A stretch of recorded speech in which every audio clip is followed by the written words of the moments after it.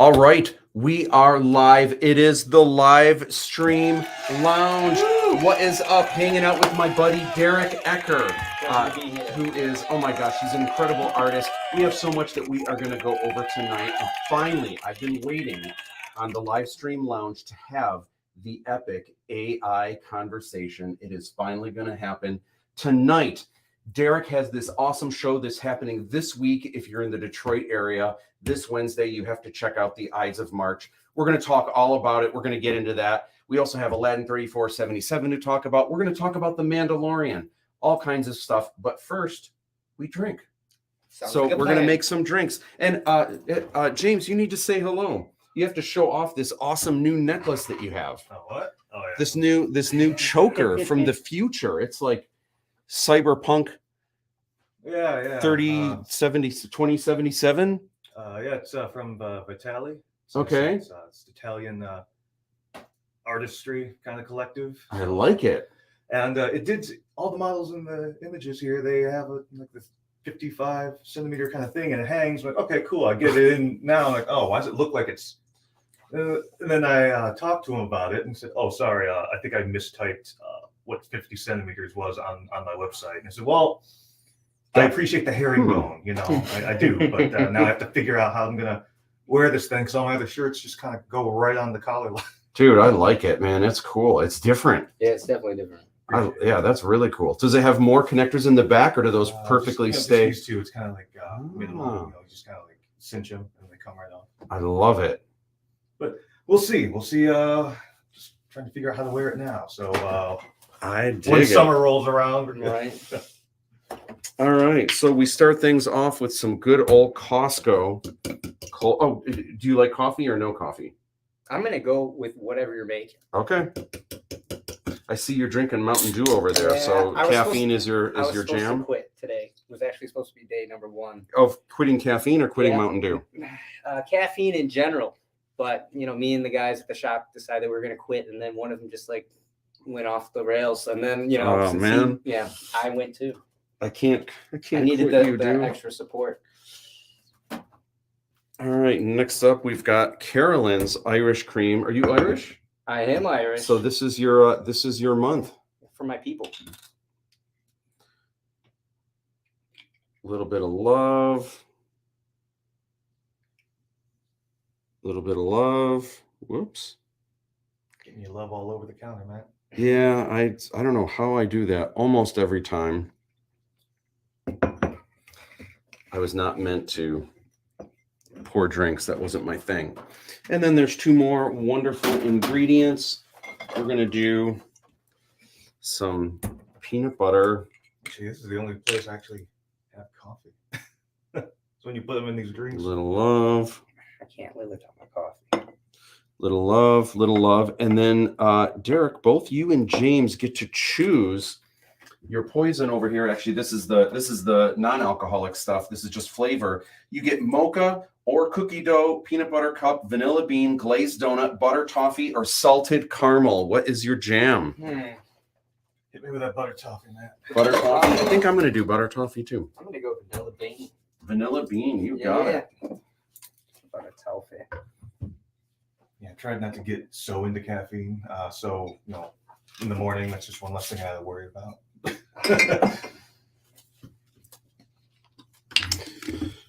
All right, so we're going to get to comments soon. Hope everyone's doing well. Thanks for hanging out with us tonight. I can't wait. I know I've got so many art peeps that I'm sure are just going to be jumping right into the AI conversation. Can't wait for that. Been wanting to chat about it for a long time. All right, if I did this correctly, this should taste like melted ice cream. Give that a whirl. All right, let's see.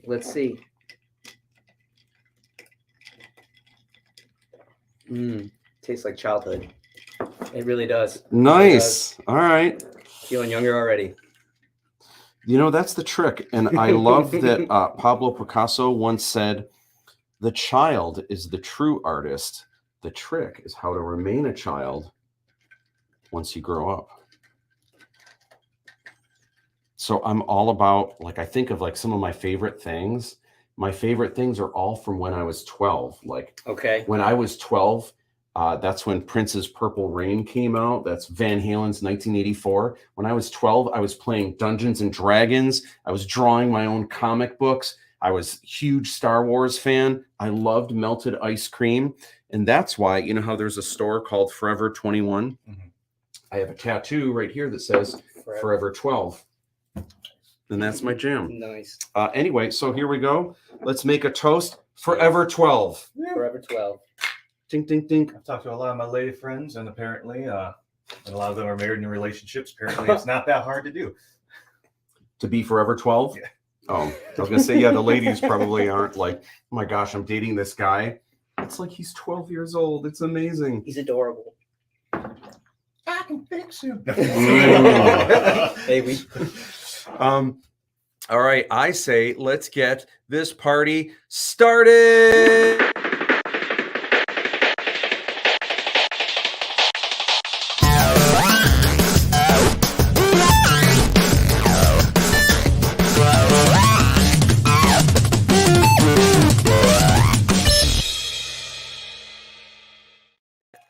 All right.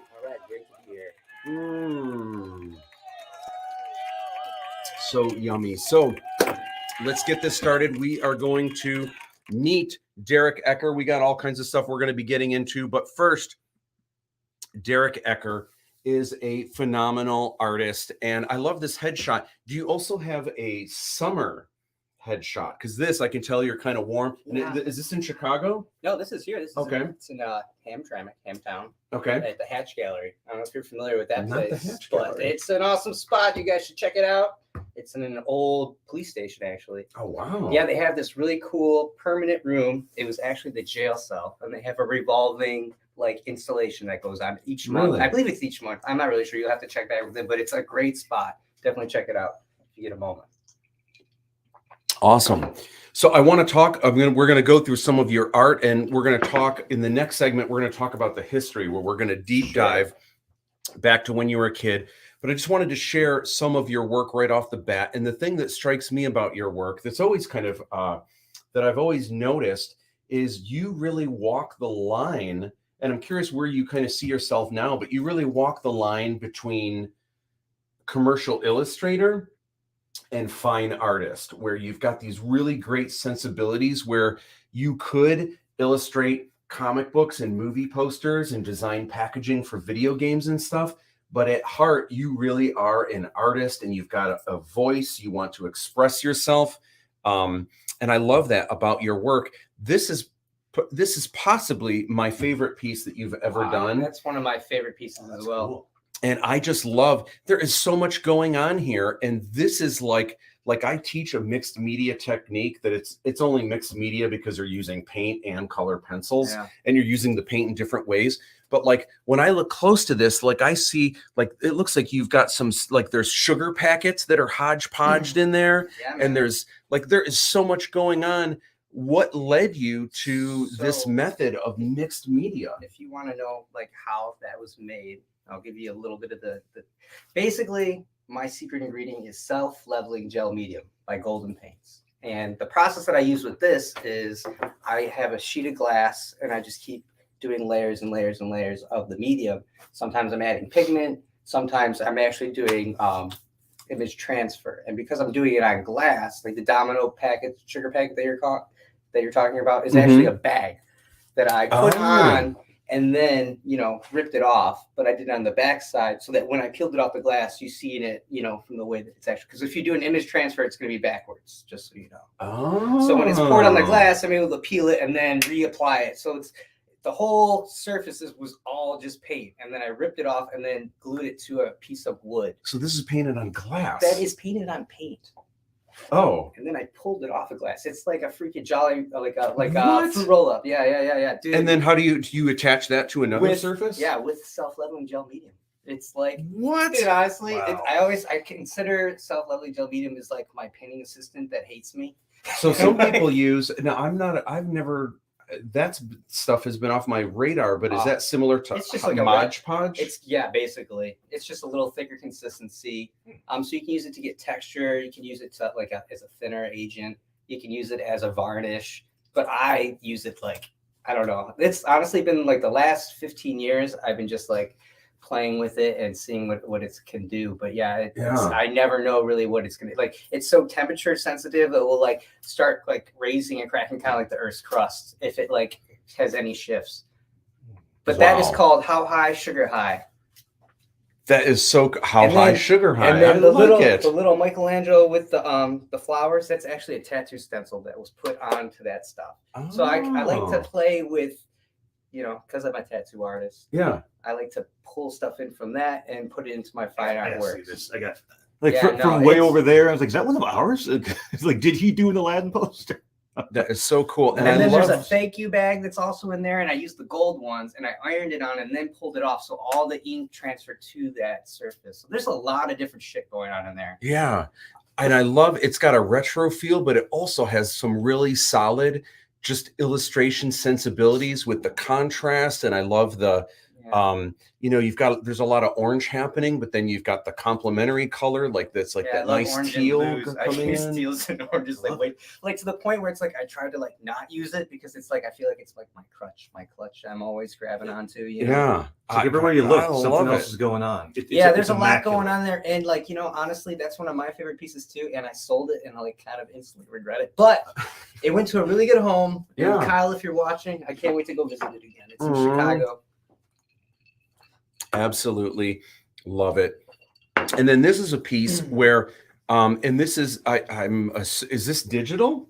So this is kind of a hybrid piece. Basically, I used to be a music reviewer for a few different music blogs, and I would go to concerts, shows, and I would just draw live on scene. So that's me drawing at Lala, and then I would go home and then colorize it in Photoshop. That is awesome. So like I'd have my sketchbook, and while I'm there, I'm sketching all kinds of people. That's not one full sketch. It's a composite of a bunch of different sketches. Yeah. And like some of these characters make it in other different illustrations, like the guy that's like holding his hand up, and he's in a few different ones just because I thought he was like so much fun. So is this a way that you were able to get like a press pass into shows? Oh, most definitely. Yeah. Dude, that's what a great way to see concerts, because like that would be fun to do anyway. Like I would love to go to concerts and just draw it, but then like if there's a way that I could also take that and get in for free, man, you must, because I know how much you're into music and music inspires your art. Honestly, like what a perfect thing. I think I'd rather be a musician than a painter. Like if somebody came to me today and was like, I can give you the power to like rock out instead of being an artist, like I would take it like without like no hesitation. Yeah, nobody cheers when I do a brush stroke. Do you play any instruments? I try to play guitar, but I have like no rhythm like at all, and like my memory is like horrible, so I can't like remember like transitions and stuff.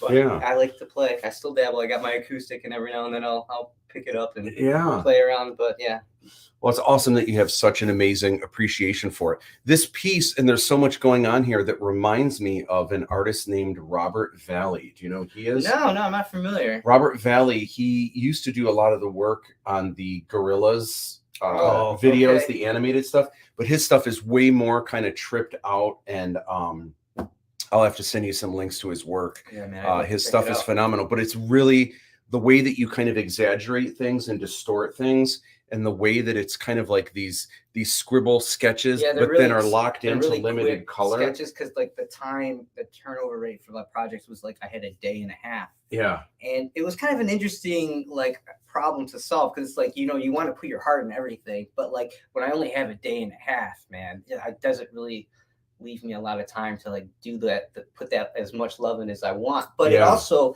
the energy that it brings to the illustration, I think, is what I like most about it. So it was like I strayed away from what I wanted to do, but I found something else that I actually really love. So like that was cool. Yeah, fine.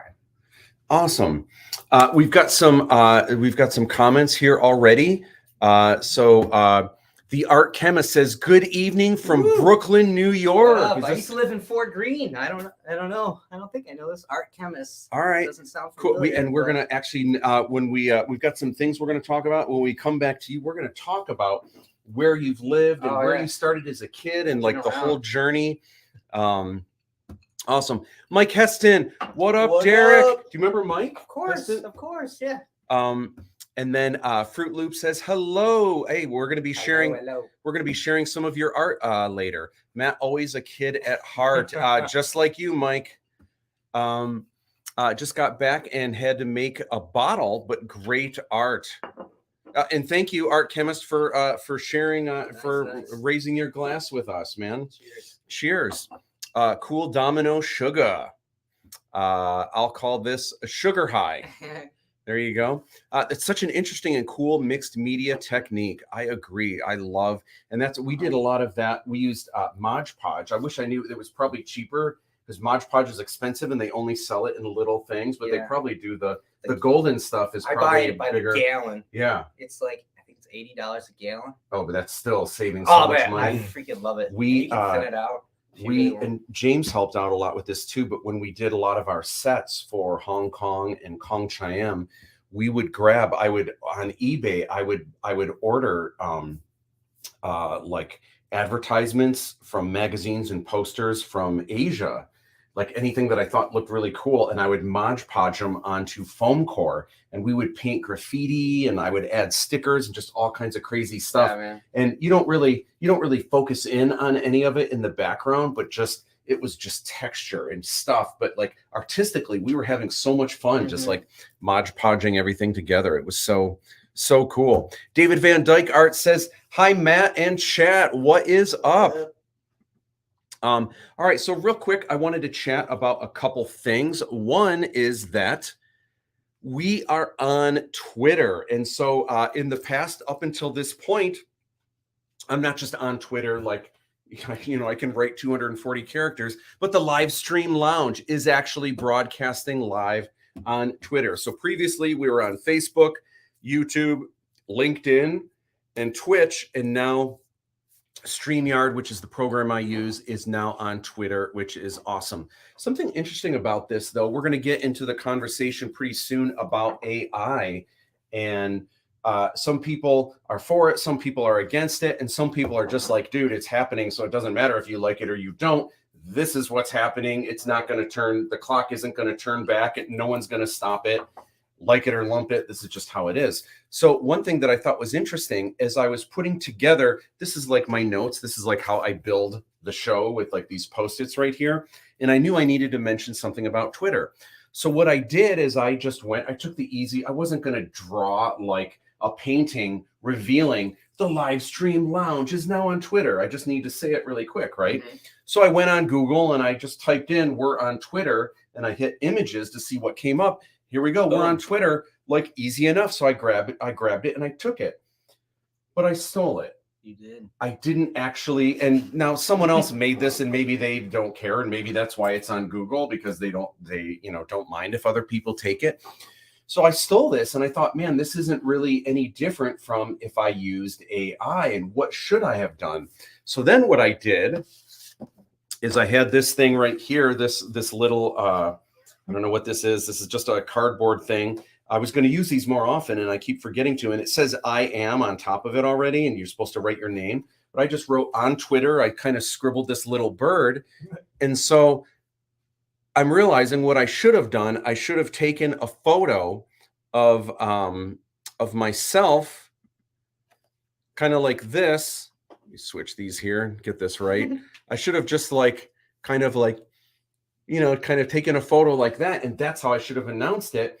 And I'm like, well, what's the difference? But then I was like, you know what, this would have been cooler because this is custom. This is me. And rather than just grabbing like a stock thing that looks like anyone else announcing that they're on Twitter, this like makes it personal. And this is cool, you know? And it only took me a couple seconds to do, but this is homemade and this is from the heart. So maybe I need to do a little more of this. Yeah. And not just like grabbing images from Google like this. I don't know, but look how sexy that hand is, though. It is pretty. It's pretty. Sells, I mean, if you're just going to say real quick, we're on Twitter, like how wrong is that? I'm curious. I'm curious what you guys think in the chat. Like the fact that I just went on Google and just stole this nifty sign that says we're on Twitter. Like, does that make me a bad person? Should I really have taken the time to to do something custom like this. What do you guys think about that? Particularly, that doesn't look like something that was meant, that had an intent of, oh, I hope no one takes this and monetizes. You don't think like anybody's proud of that? You don't think somebody's mom Someone has that might on be their proud fridge? of that. You know, maybe, Come on. maybe. But Matt, do you realize how many memes that I copy and repost throughout the day in general? And I mean, people want those to get out there. They're not expecting any kind of profit. Well, and that's the thing too. Like, we're not monetized right now on YouTube, and even if we were, I mean, we're nowhere near like actually making any kind of bank if we do get monetized at some point.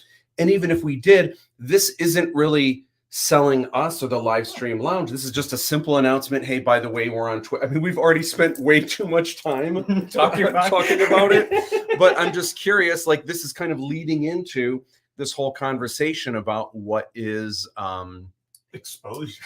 The ethics of borrowing. Yeah, I'm not sure what people think. There's a whole movie about the ethics of borrowing with little people that lived in the wall. Jeannie O'Donnell says, cool.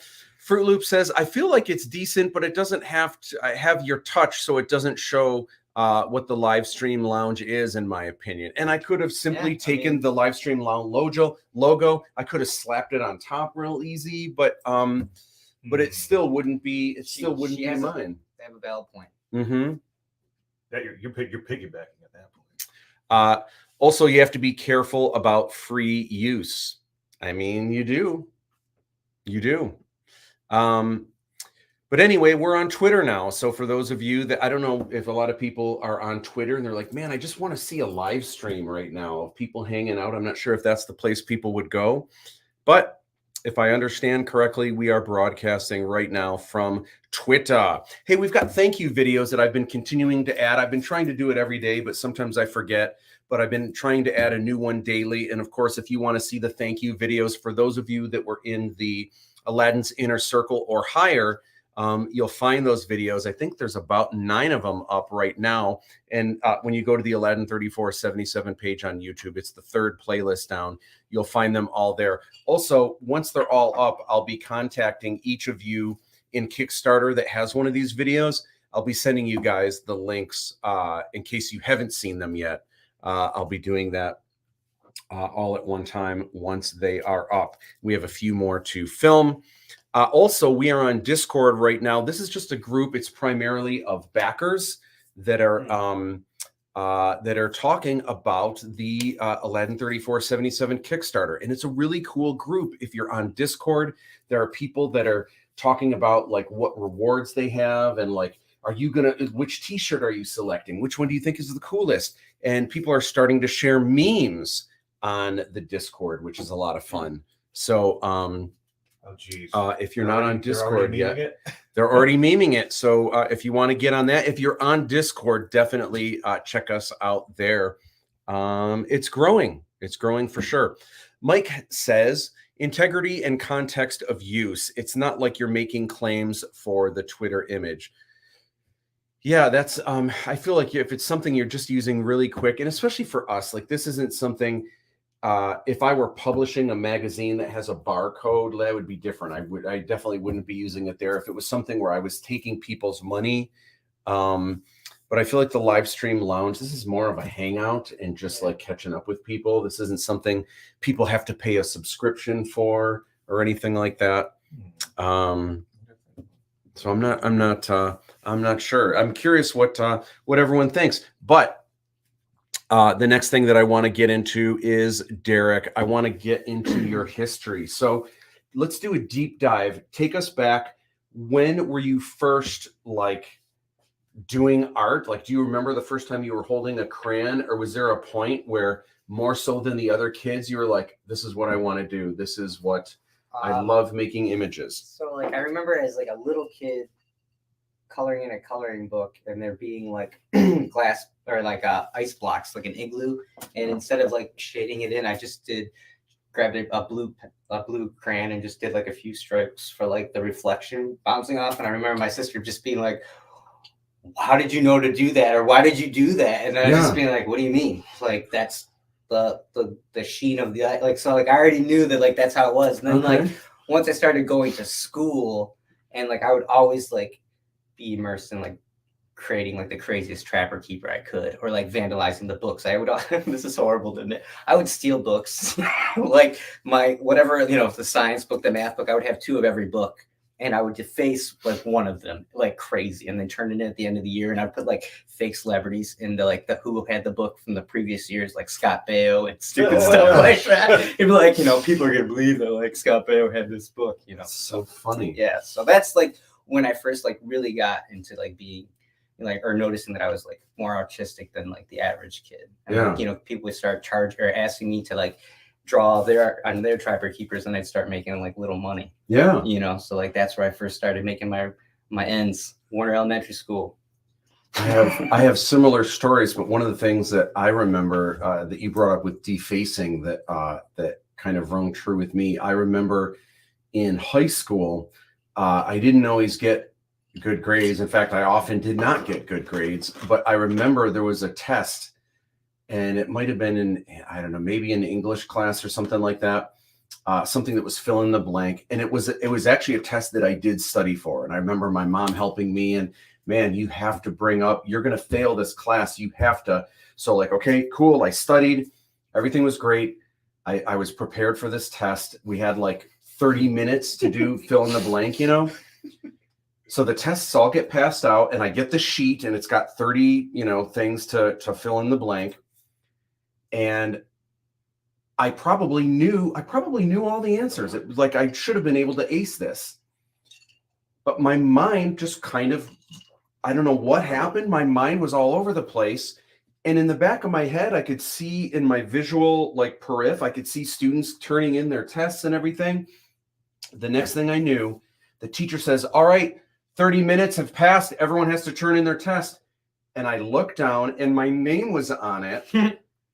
No, I didn't fill in a single answer, but I drew ninjas fighting in all the like the sides of the paper. And I think I had a couple Ninja Turtles and ninjas throwing stars and nunchucks drawn everywhere. And I was like, oh no. So I don't know what was worse, the fact that I hadn't filled in any of the answers, or the fact that the teacher said, all right, turn them in. And so it already had my name on it. I had to go and I had to turn it in, knowing full well I didn't write in any, and that I studied for it. And that I probably, had I had another 30 minutes where someone like said, no ninjas, fill in the answers. Do you remember like what the teacher's reaction was? I think they got turned into a stack. So it wasn't until I got it back that, you know, nice ninjas though, or something like that. You know, I don't remember, but anyway, I love this piece. I love the thing that I really like about this. I love the warmth to it, even though there's a lot of cools happening in it. There's this sense where it just really feels like summertime, and I feel like I can feel the heat. Yeah. You know, like even the blues look warm, everything about it. That's actually one of my favorite spots to like go. It's Coney Island Boardwalk. So okay. Ruby's Bar and Grill. It's like a great place to hang out.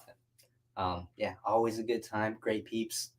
So what was so you obviously like in school, you're really into it. So the next thing, what was art school like in or what was art class like in high school? Were you like what were your in high school? Then? So like yeah, that's like where I really like got taken seriously, and like my teacher kind of put me under her wing, and she started pushing me to go to like these like art intensive like camps, you know, like I would go do life drawing out in the woods or whatever, or landscape painting. And then I got selected to go to some intensive at Michigan Tech where we learned how to do batiking and paper making, which batiking is basically like traditional tie-dye in like African culture. So we would tie-dye on like silk scarves, and then the paper making I thought was really neat. So it was more about materials and processes. And then like, I don't know, before that, I actually wanted to be a radio DJ. Okay. So I had my own radio show in high school. My name was DJ Yoda. Yeah. Which is funny because I'm not really a Star Wars guy. Okay. But to where it was like right Yoda. when like, you know, the Phantom Menace and stuff was coming out. So like, you know, Yoda was super hot right then. Yeah. As he is now. But yeah, But he wasn't a baby yet. Yeah, he was not a baby. You know, I just knew old Yoda. Yeah. And then so that was fun, but I ended up putting that on the back burner and then just fully diving into art. And then I had it, I think like my junior and senior year, that was like all my classes were like senior year, I didn't, because I had all my credits required, but I still wanted to be in school. So I think I had like 8 hours of art, and my art teacher didn't even know when I was supposed to be there. Yeah. But yeah, I just lived there. So from there, you took classes in the Media and Communication Arts Department at Macomb. At Macomb. So this was back when I was a fresh young face I think myself. I actually was one of your first classes, I believe. You very well could have been. And one of the great, we're talking about music, and I know you and I kind of mentioned this a little bit earlier, but one of the things I always think about you with is you were my first introduction to System of a Down, because you had done a project for another class that was hanging up, and I remember it was really good, and I remember seeing your name, but I don't think you wrote, maybe you did, but I just remember seeing Sewed, and I'm like, what's Sewed? And I was asking, you're like, dude, System of a Down, who I'd heard of, but I wasn't really familiar. This is before Toxicity and Chop Suey and all that stuff, but right before that. And so ironically, like a week later, my brother, back when we used to make not mixed tapes, but mixed CDs, he made me a System of a Down, like 10 of like their greatest songs at that point.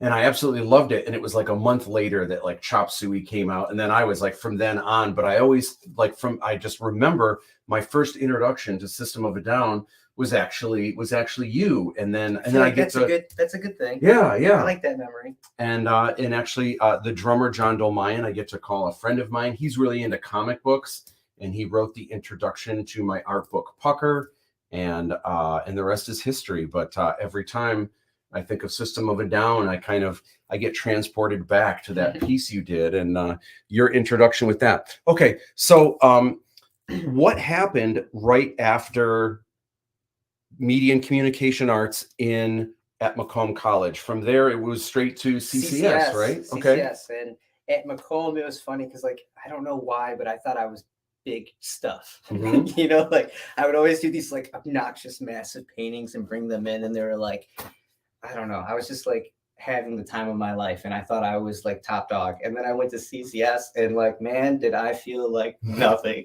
Oh, like, really? Okay. I felt like I was going to Hogwarts, but I didn't even know how to cast a spell. You know what I'm saying? Like, it was so intimidating, but it was a very humbling and awesome experience. And it really like made me pull up my bootstraps and just like study really hard. And to be real, at Macomb, I learned a lot. I learned a lot from my professor. But at CCS, I'm not like downplaying or like talking smack about the professors, but it was more about my peers. Right. Like I would check out what they were doing, and I learned so many different techniques and uses of materials and processes that like really resonated with me. Now, one of the things I remember that dawned on me kind of following your career and where you were going, I remember one time, I think you were a student at CCS, and I think you came back you were actually working at Macomb in the student studio lab. You were just working on your stuff. I was like, Derek, what is up? What are you doing here? Yeah, and you're like, I'm working on whatever. I would kind of go between, because Macomb was like in between my house and CCS. So I would stop there if I wanted, because they had that room was like awesome. It was like my little man cave to like hang out and finish stuff. Yeah. And I could just be left alone. And I don't know why, it was like my comfort area. And it's not like CCS didn't have areas like that, but for some reason I would go back to Macomb and hang out. But I remember there was such a big, like you were improving so much, and you were great when you were at Macomb, but it also seemed like there was a switch, because obviously Media and Communication Arts is a lot more kind of commercial art and illustration, but I started seeing a lot more, and not that this is a bad thing, but I started seeing a lot more of a fine art, like a lot more expression. And if it was illustration, it was definitely a lot more editorial. Yeah, well, like editorial was like a huge passion of mine when I was at CCS. That was actually kind of like where I was seeing myself going or wanted to go. Like I loved like that kind of stuff. Like I just love it. Editorial illustrators are like my thing. They use a lot of cool textures and which is kind of what we're seeing here. Yeah, this is my Manhattan Butterfly series. So I did a bunch of different women. Yeah, and then I just thought I love this piece, man. So this is my Harlem Butterfly. So what happened? Okay, so you graduate from CCS. What happened next? Where'd you go? What was the pathway? After CCS, I ended up curating a show called I Hate Lucy. It was a Jaded Love show, and it was thrown on Friday the 13th, the day before Valentine's Day. And it was like Oh. in a black room, and it was it was like a fun jaded love show. And one of the artists made this cool banner, which I appreciated. So it wasn't like his work that he submitted, but he just was like, hey, I thought this would be cool for the show.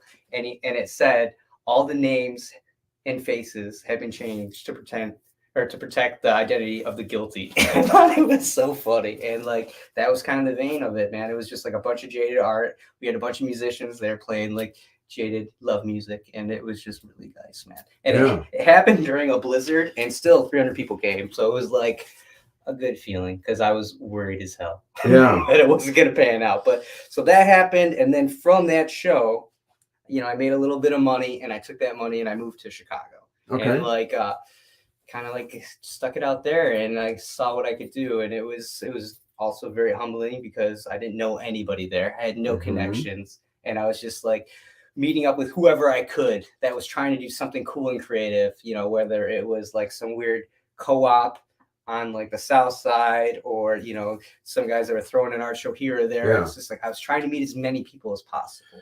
What are there any differences between the Detroit art scene and the Chicago art scene? You know, Detroit's art scene is extremely unique. There's a lot of DIY going on in Detroit. And not that doesn't go on in Chicago, but the artists here, they kind of put on shows themselves, and they do their own thing. And that's great, because it also like limits the amount of like, you know, when you're working at a gallery or working with a gallery, they don't really like risks, and they don't like anything too edgy. I mean, they're a business as much as they're fine art. It's a total business.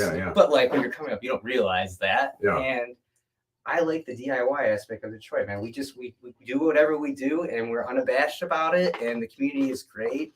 It has this like interesting vaudeville-esque performances to it. It's like most shows that I've done in Detroit, they have like burlesque dancers or some kind of like other act that's like part of it. And like that, I love. Yeah. You know, I really notice this is like pretty much all areas of Detroit, including independent filmmakers, musicians, everything. But you see everyone in Detroit wearing those shirts that say Detroit hustles harder. Yeah. And I love that, because in 3 words, that really does kind of say what Detroit is all about. And Detroit is not, a lot of people still have this view of Detroit like where it was 30 years ago, where like you definitely didn't want to be downtown alone and stuff. But Detroit has been on the up. Detroit is actually a pretty rockin', amazing town today. It's amazing. That's actually really safe to walk. I mean, there's probably areas better than others, for sure. That's anywhere. Any city is dangerous. Anywhere. I don't care what city you're talking about. There's always a shady corner. But there's a lot of cities now that are falling on hard times, that are actually, they're trying to look to Detroit. What did Detroit do? And they're trying to emulate that. Well, like, we're very resilient, and we're extremely proud of what we have. Yeah. And we make great with what we do have, you know, and we hustle harder. Yeah, we hustle harder. We repurpose stuff. Yeah, and like I love that. I love it too. Tell us about this piece. So this is a combo between David Bowie, Aladdin Sane, and actually, this is the day after Bowie died. I decided that Jesus Christ finally got to see Bowie, and he was super stoked because he's like his #1 fan. That's like my concept for this illustration. So I did my traditional pick of Jesus, and then I threw the Bowie bolt on it. And I can definitely see that you've got like the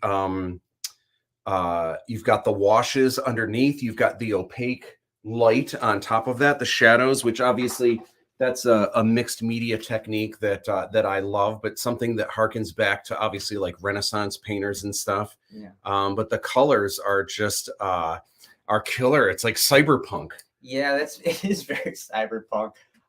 So that's all created on Photoshop with layer manipulation. I actually would take photos of my sketchbook, which I gessoed and then laid tones of paint on, and I would superimpose it on that and then play with it in like the layers and whatever. Yeah. I dig it. So, okay, Chicago. So what's next? You mentioned New York. Chicago, and then I ended up moving back to Detroit.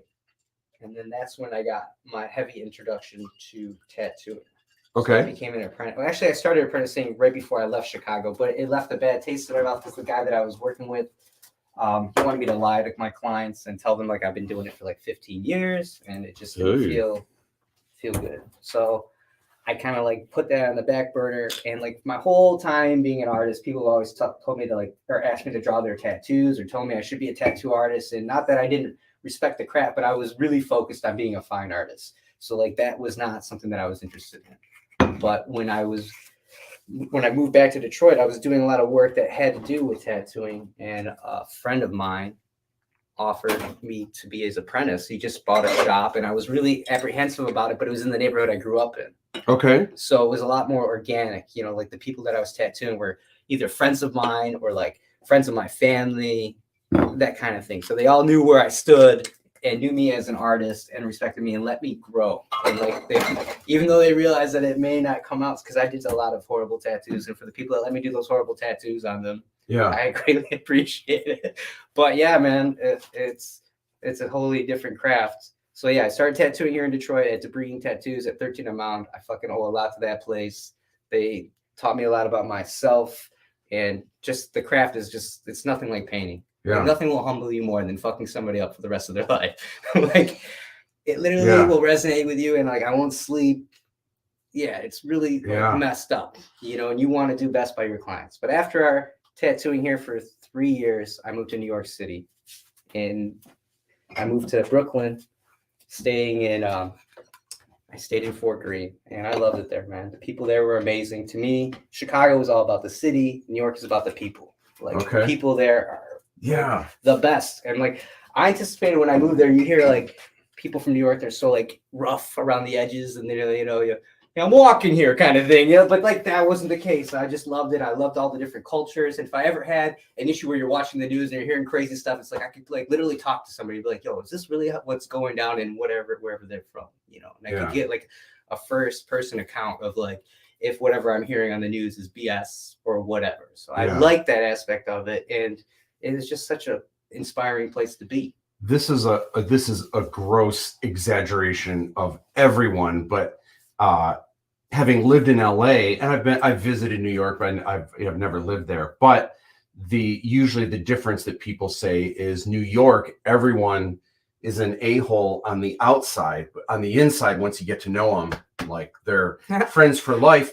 Where LA is the opposite, where everyone is, you walk down the street, everyone is so nice and polite, but on the inside, everyone is a shark, and it's all about business. It's all about climbing the ladder. And people will screw over their best friends on a dime if it means they get to climb the next. I mean, I definitely experienced that in both Chicago and New York. And it was like either people are messing with you because they wanted to sleep with you, or they're trying to like, what can you do for me to get yourself, as you said, to the next level? And like you figure that out really quick on like how to read where people are coming from. But mostly people were pretty genuine. And like I think what you were saying about the rough on the inside and the big heart on the, or rough on the outside and big heart on the inside is totally accurate. Yeah.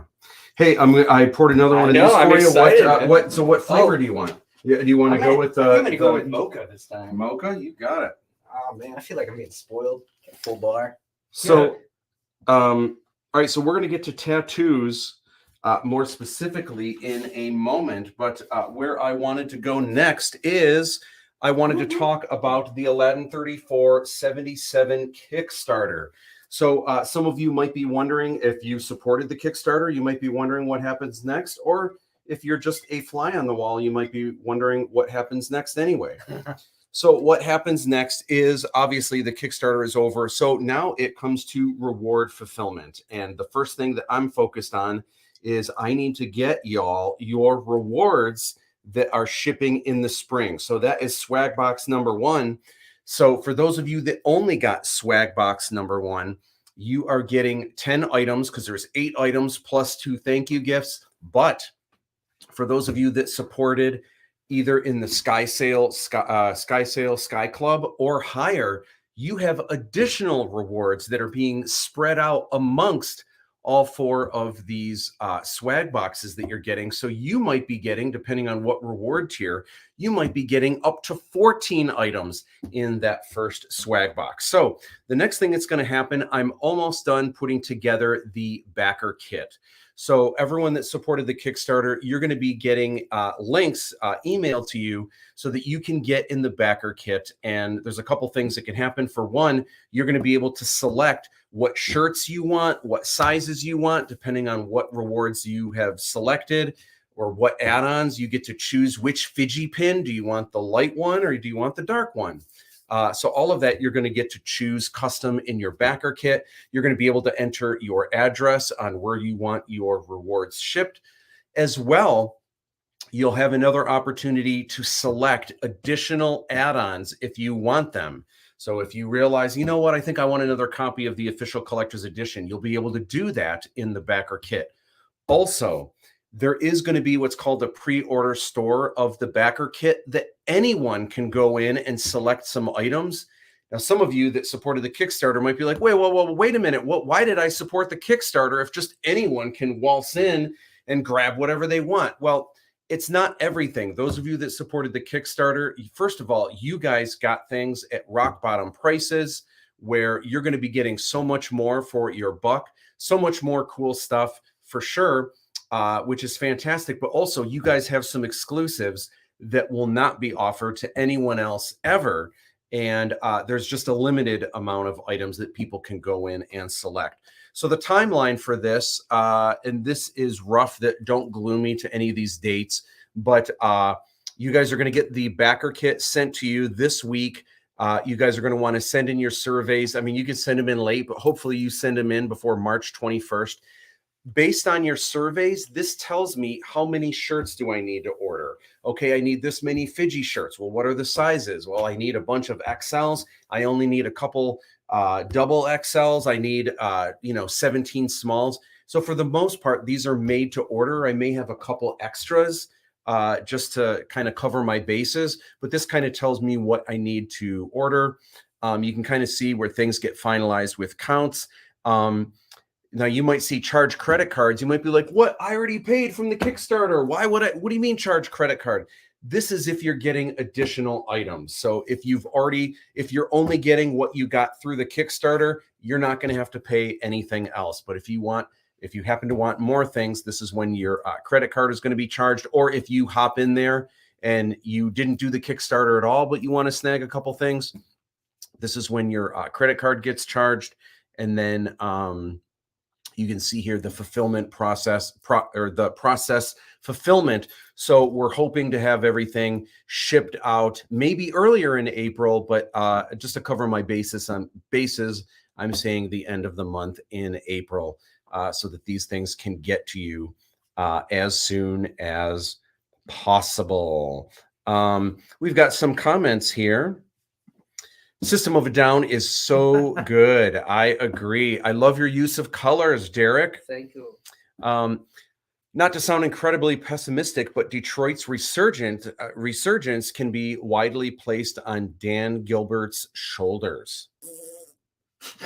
I don't know. Who's Dan Gilbert? Oh, yeah. I should know, shouldn't I? You don't know? No, who's Dan For real? Gilbert? Is he the mayor or something? He is the guy who owns Rocket Mortgage, the Oh, Cleveland yeah, yeah, yeah. Cavaliers. Oh, yeah. Okay. I mean, honestly, like, I know I thumbs down him, but he has done a lot of good for the city. He is definitely I've only done heard- a lot of stuff for like around the Campus Martius area. I've only heard Bedrock. I've only heard, Amrock and all that He stuff. actually owns StockX too. You know, the shoe company where you can buy and resell shoes. Yeah. Little known fact. So does M&M is part investor too. So, okay, so I've only heard good things about that, but you said I can't even do it. But what? So what? How come you're not a fan? I just don't think that he could be solely responsible. There's a lot of other things. You know? I also think that Dan Gilbert kind of reminds me of a superhero villain. Yeah, For some reason. I don't know why. I'm sure he's a great dude. Anyone that, once they get into more, I mean, Whatever. I want to be Dan Gilbert, okay? you're I jelly. want people to think I'm a villain. Matt, were all the credit cards discrepancies resolved? Will we stay at the full amount for Kickstarter? That's a great question. That is something I probably should have looked at before this Kickstarter. There were not. I found that there were a number. first of all, there were a number of backers that were fraudulent backers. So this is kind of a long story. I'll explain. I'll explain really quick, but since the topic is up. So do you remember that thing called Kick Booster that people could use? And if you sent people to the Kickstarter link through Kick Booster, you could actually make money off people using Kick Booster.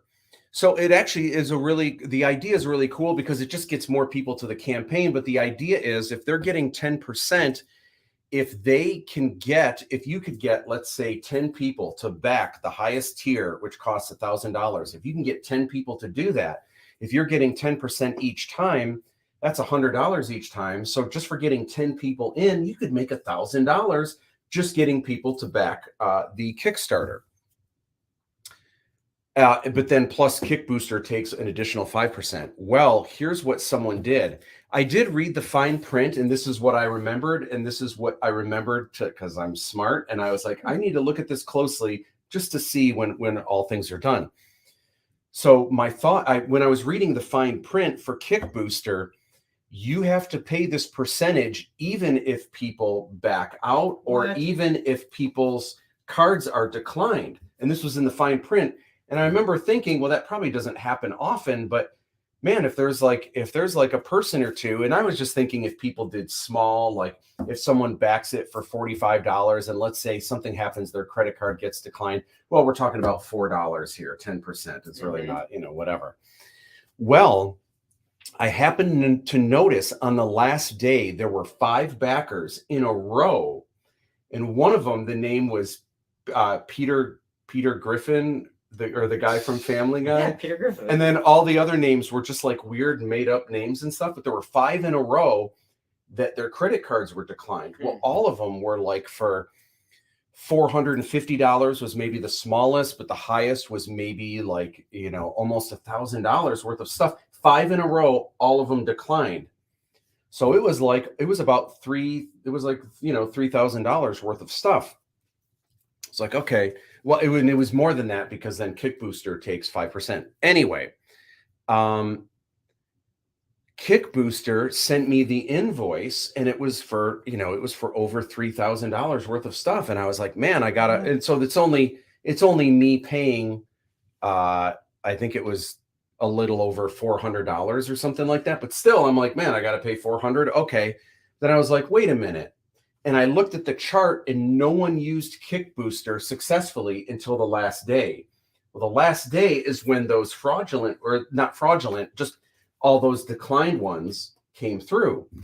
So I was like, man, what are the odds? I was like, I wonder if I add up these 5 in a row, like what that total is, will that be the same amount as Kick Booster? Sure enough, it was exactly the same amount. So what someone did, it's actually a brilliant scam. No, it sounds like they used 5 credit cards that don't work or are old or are fake numbers, whatever they are. They used fake credit cards to hold on the Kickstarter. Then they got declined, no harm, no foul. But through Kick Booster, they're still getting their kickback. They're still getting the 10%. So anyway, so I resolved it. It took a couple days. I resolved it through Kick Booster and everything. But anyway, so there's some weird fraudulent activity, and I'm glad that I'm one of those people. I actually do read my contracts and I read the fine print. So anyway, so no, not all of them were resolved. There were a couple that fell through, and some of them were awful because it was like, I think one of them might have even been one of the executive producers. And I reached out. Kickstarter sends an email every 48 hours for the first week to try to get it resolved. And some of them resolved and some of them didn't. It's just the way it goes. But obviously the Kickstarter, I mean, it's still happening. You guys are all going to get your rewards just fine. But I haven't done the math yet as to how many worked and how many of them didn't work. My point was that if a city is in shambles, get yourself a private billionaire. And I would say definitely, I mean, I don't know how much, but definitely Rocket Mortgage and all of those companies were a huge boost. And especially just getting that area and all of the people that work down there. It's just such a great, such a great area. What's that? He also owns Quicken Loans. And Rocket The Morgan. giant, what are the giant stickers? Fathead stickers or whatever? That's Yeah. huge. Yeah. I did Yeah. not know. Yeah, that's big. He's all over the place. All right. So next up, I wanted to chat about, and I know we kind of already got into it, but so you got into tattooing, and this did. is so now I see you've got two people working at once. Is this for real or is this just a photo? This is a total stage photo. Yes, all right. Like these machines ain't even attached Yeah. to anything. But yeah, that was at Brass Knuckles Tattoo in the Bronx, like literally across the street from Yankee Stadium. Cool ass tattoo shop. If you guys are in the Bronx, definitely go out there and check out my boy Taino. Now I notice you've got some tattoos. Are those on your kneecaps? Oh yeah, man. Now that probably didn't feel good. And also, are your knees like a different texture? Is that a good place to get tattoos, or because usually elbows they say not to? To be honest, you can man, see mine get kind of jacked in the elbows a little bit. It's basically kind of like the same thing as an elbow. Okay. It's not the greatest for like holding the ink, but it didn't hurt as much as I was anticipating. How did your elbow feel? Did it really hurt? I didn't think it hurt that bad. Yeah, it did. For me, most painful were fingers, insides of my wrists here. Yeah, the lower wrist. I would say elbows, also inside elbows were a little ditch. Say Is the that what they ditch is call a it? bitch. That's what we say. And then sternum. Yeah. And then spine. Mine was the inside of. Man, I hated that was rough too. And I've got my chest done, and a lot of people say the chest is really. I got this and the chest done at the same time, and like I only remember that, so it makes me believe that is more intense. But everybody's different, you know. Yeah. On where the pain lies, but for sure, yeah. Tattoos don't feel good. I always say you don't pay just with money, you know. So I have a question. Sure. As we continue to look through some of your art here, so I have this idea, and I'm curious if you are the person we should talk to, or if you can recommend someone. Of course, yeah. So I want to do a thing, and I want to make it an event where that would be online, maybe a live stream lounge kind of thing for Aladdin 3477, where I pay a tattoo artist. It's either a flat rate per tattoo, or it's like something for the day, whatever it is, where I come up with, say, 4 different Aladdin 3477 tattoos, and they're all easy, and they're all relatively small.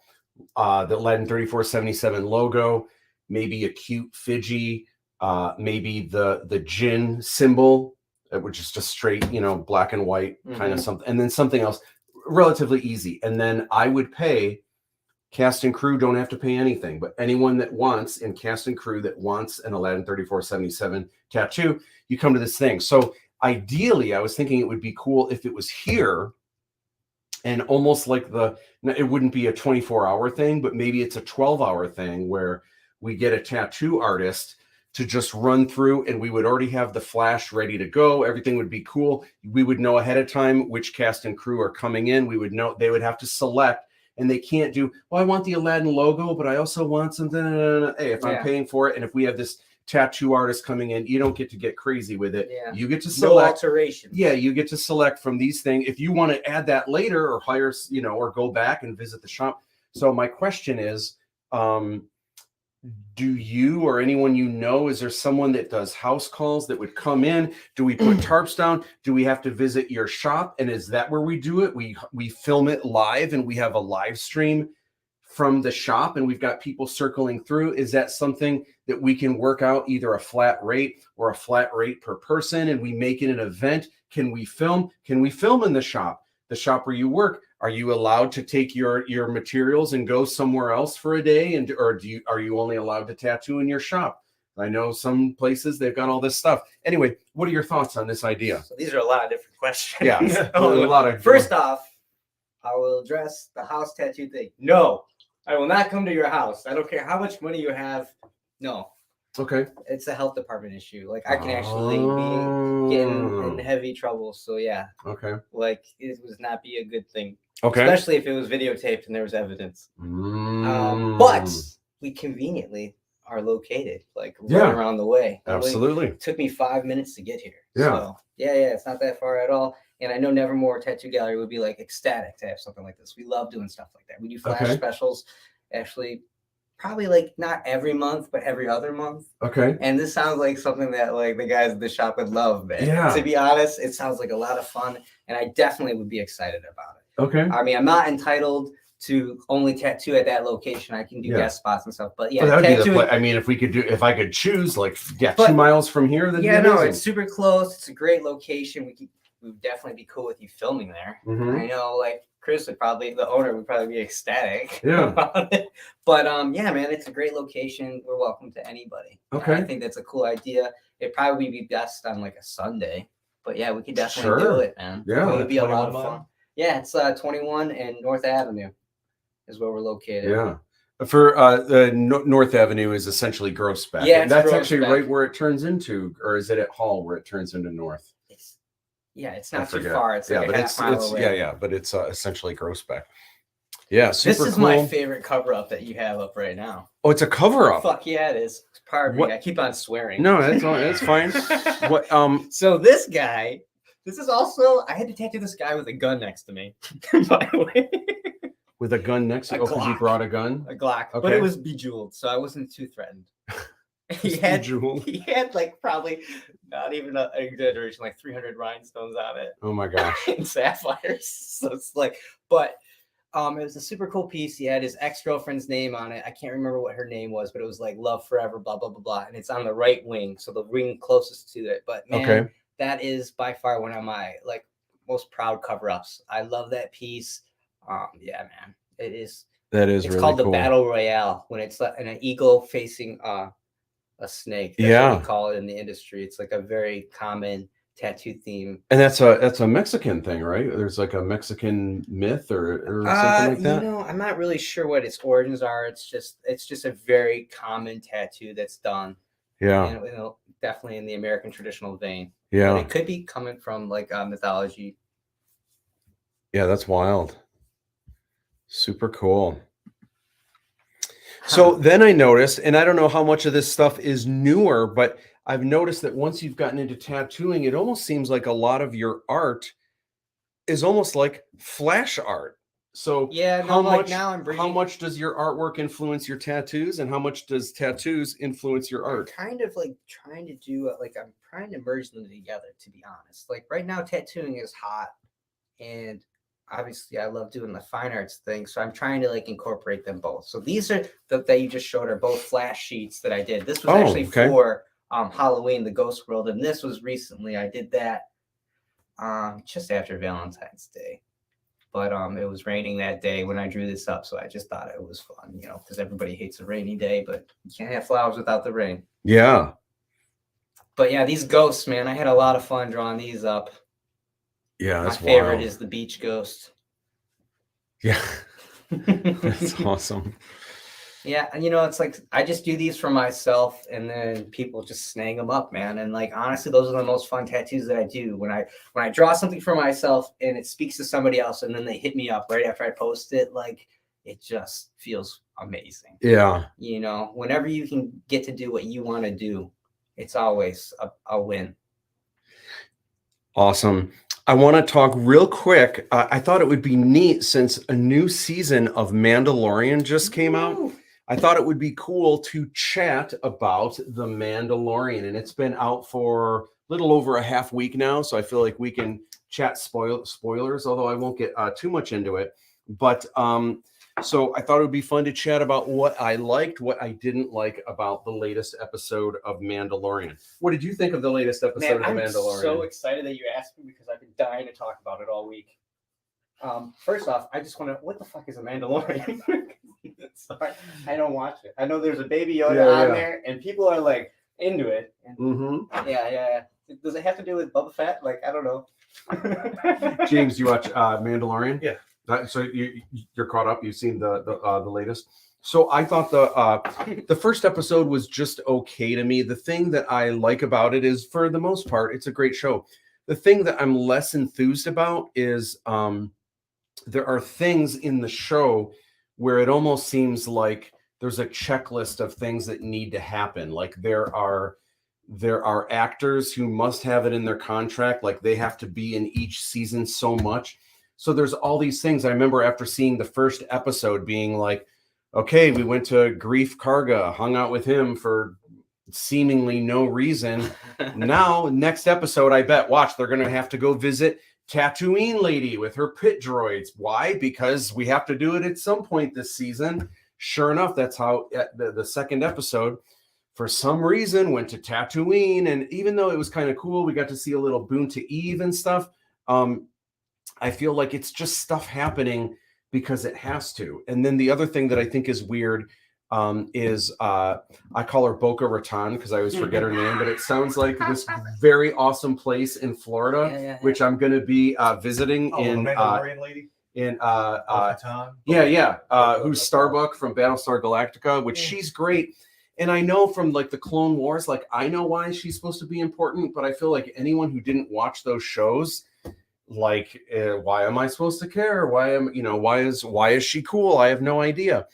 But what I thought was kind of neat is this is the first episode where I cared about Boca Raton, and I actually thought it was kind of cool. Although it's weird, both this episode and last episode, she's sitting in exile all by herself in uniform on this crazy throne in this giant palace all by herself, just sitting and like looking out a window. Like that's what you do all day. You sit on your throne. There's so much you could be doing. You could even be like, I don't know, like eating food, or you could just be like, I don't know, just kicking. You could be doing a painting. You could be doing something, but no, you're sitting on the throne, just chilling all alone on this planet, just waiting for something to happen. And I just feel like that is such a weird, like, who does that, right? Amen. Mandalorians. It's weird. That said, I thought for the most part, I did like this episode, and I did, I love that R5D4 was in it. I'm a huge droid nut, and I love R5D4. Although it was a little weird, just the shaking and stuff, I thought was a little over the top with how scaredy cat the robot was. Like, does every robot have to have an extreme personality, one or the other? Like every show we have and every new movie we have a robot that is sarcastic, or we have a robot that's a scaredy cat, or we have a robot that's autistic, or we have a robot that's like come up with one we haven't done yet. That'll be the next robot they do, is like a robot that is always this extreme personality. Anyway, I talk about it like I didn't like it, and there were things I didn't like, but that's only because us Star Wars fans, we love Star Wars so much that anytime there's something a little weird or off color, like it stands out, like, because Star Wars is usually amazing. Why is it not amazing? What is wrong with this? But for the most part, actually, I really enjoyed the episode, and it was one of the better episodes. I thought it was pretty good. So hopefully it's going to continue to go in a really good direction. Speaking of bounty hunters, last week I unveiled a new video on my YouTube, which is concept design, armored characters, and it's me and Phil Stone. Do you know who Phil Stone is? No. He's a Detroit artist, and he does artwork for Magic the Gathering and for Dungeons and Dragons. Nice. And actually, James filmed this episode a little while back where we each designed an armored character. Oh, I think I seen a post about you guys doing the whole thing. Yeah. And so I watched a little bit of the video. So I dropped this last week, and actually I kind of did a redesign of this bounty hunter here from Aladdin 3477, played by James Polony, and the name of this bounty hunter is Nico Dada. And how'd you come up with that name? I'm just curious. You know what? I think to be completely honest, I didn't have a name of the character. It was just like Bounty Hunter #1 when I kind of put it together, but I wanted to have names. And after I did the sound design and the way that this character sounds when he talks, just kind of sounds like Nico Dada. That's just what it sounds like. So I actually took like I think there was some dialogue where he's just like, you just see his helmet moving and you hear this awesome little voice going, Nico Dada. And I was like, that's it. That's the name. Nico Dada. That's what it sounds like. So I just named him after something like, like if he were going to say his name, what would it, someone that talks like that, wouldn't be like, hey, what's your name? Nico Dada, Richard. Phil. Yeah, Phil. So, I love my favorite Star Wars name is Admiral Akbar. Is that yeah. I think that's a great name. Yeah, cool stuff. So anyway, so that dropped last week. Check it out if you haven't seen it. Me and Phil Stone go head to head designing armored characters. Lots of fun. Phil's a cool guy. Totally cool. So this brings it to, we've been talking about your art, your tattooing, everything else. This is the big thing happening this week if you live in Detroit. And that is, oh my gosh, you have to tell us about the Ides of March happening this week. What is this? It's a battle of good and evil, man versus machine. Basically, everybody's been getting freaked out about AI art. And so I saw the reaction was really intense with all my art friends, where it was people that did like, you know, illustration, concept art, you know, possibly like, I don't know, fashion design. They were freaking out, worried about their jobs, rightfully so, right? And I just thought it was a great opportunity to create this show. That was when you came up, that was your idea. That was like, yeah, boom, the light bulb, right? It did. It actually did. It was like that. I was just like, you know, I've been wanting to do a show for a minute, but I just didn't know what. Every show that I do has some kind of a theme. I just feel like it's always best when there's like some kind of like theme behind it. But when there is like visceral reaction, like AI has, like that is like amazing, because, you know, when people are heated about something, you know, art comes from passion and anger and frustration. Sure. So that's when the best stuff comes. So I just thought it would be a great idea. So I came up with the concept, obviously because I liked it, but I also read this article, and it was about an art show in Colorado. And the guy who won the show he won with an AI piece. And a lot of people were pissed, but they couldn't disqualify him because in the rules, there was nothing that said that you couldn't use AI, because really, like, AI wasn't even that big of a deal at the time. Nobody was really using it, so they weren't expecting it to come through. But it made the headlines, and I thought it was really interesting. I was like, yeah, people are upset, but what if everybody knew what was going on? Yeah. But they really didn't know which was which. So then I created like it's kind of like an art battle where I give the artists prompts or descriptions on what they need to create. And there's 12 artists total. So actually, that's what I started with. Now there is 16. So Okay. there's more art for the same money. All right. You know, you're getting your money's worth, guys. Yeah. And then we have 4 bands and 2 DJs. But wow. Yeah. 4 bands. 4 bands, 2 DJs. Music starts at 8 and goes till 2 in the morning. Okay. And this show, by the way, for those of you in Detroit, it starts at 7. It starts at 7. It's at the Tangent Gallery. Tangent Gallery in Detroit. Okay. And then I'll go back and forth between these, but this is showing that there's live bands, over a dozen artists. It's $20 a person to get in. Correct. And there's a QR code here as well. The QR code will take you to where we have our tickets on Eventbrite. Okay. If you go on Eventbrite, it's going to be, I think, like $23 and change. But you're able to pay at the door for $20 flat. Okay. But if you want to make sure you get in before we close the doors, because we're getting towards that point, man. I'm almost at the max. Okay. So get your tickets. But yeah, man, it's gonna be a good time. We got 16 artists from across the country. This is not just Detroit artists. Like, my whole thing is a lot of the art shows here, it's a lot of the same artists. So I wanted people that didn't know who they were seeing, because I want this thing where it's like so many people think they can tell the difference between AI art and human generated art. You know, because, you know, the AI art, they love to have like 7 fingers and like way too many teeth, which I think is great, by the way. I'm not opposed. Like, I like the creepiness of it. But I thought it was interesting for the people that do think that they know everything. When they're there, you're basically, I'm going to hang both the prints side by side in raw form, and it has the descriptors on it. And both prints for the artist's piece have the same title. And you have to decide which one was created by the human and which one was created by the AI. So they won't know. And no, they don't know at first. That's the first portion. So the prints are just hung up in raw form of just they're not framed or anything like that. Okay. So then they make their decision on what they think it is. And then there's a separate area where it's only the human made stuff. And it's separated, and it's closed off, so you can't see it. So it's like, it's kind of like the flow of the show has to have a particular way for you to fully get the experience. But you can experience it however way you want. But I think that this is a great way. And I just like the idea of, like, for the individual who thinks they really know, when they see that and they pick the wrong one and they go in that room in the gallery and they realize, because I feel like a lot of it is they're like, well, AI art doesn't have a soul. It doesn't have a spirit. There's not, it just isn't the same. And they see a piece that they think is done by a human and it has this emotion and like all this intensity that they're looking for from a human artist. and then they go in there and feel like they see that they've picked wrong. Like, I feel like they're going to be conflicted and look at it differently. And I love the conversation that it's going to bring to the table. Yeah. Now, I'm not necessarily like for AI, but I think it's something that does need to be talked about. Yeah. And it's a healthy conversation. Love it or hate it. And I think most people, especially artists, maybe feel threatened by it and Most are definitely. against it for Most sure. Definitely. But one of the things that's interesting for me is all the conversations that I'm hearing verbatim.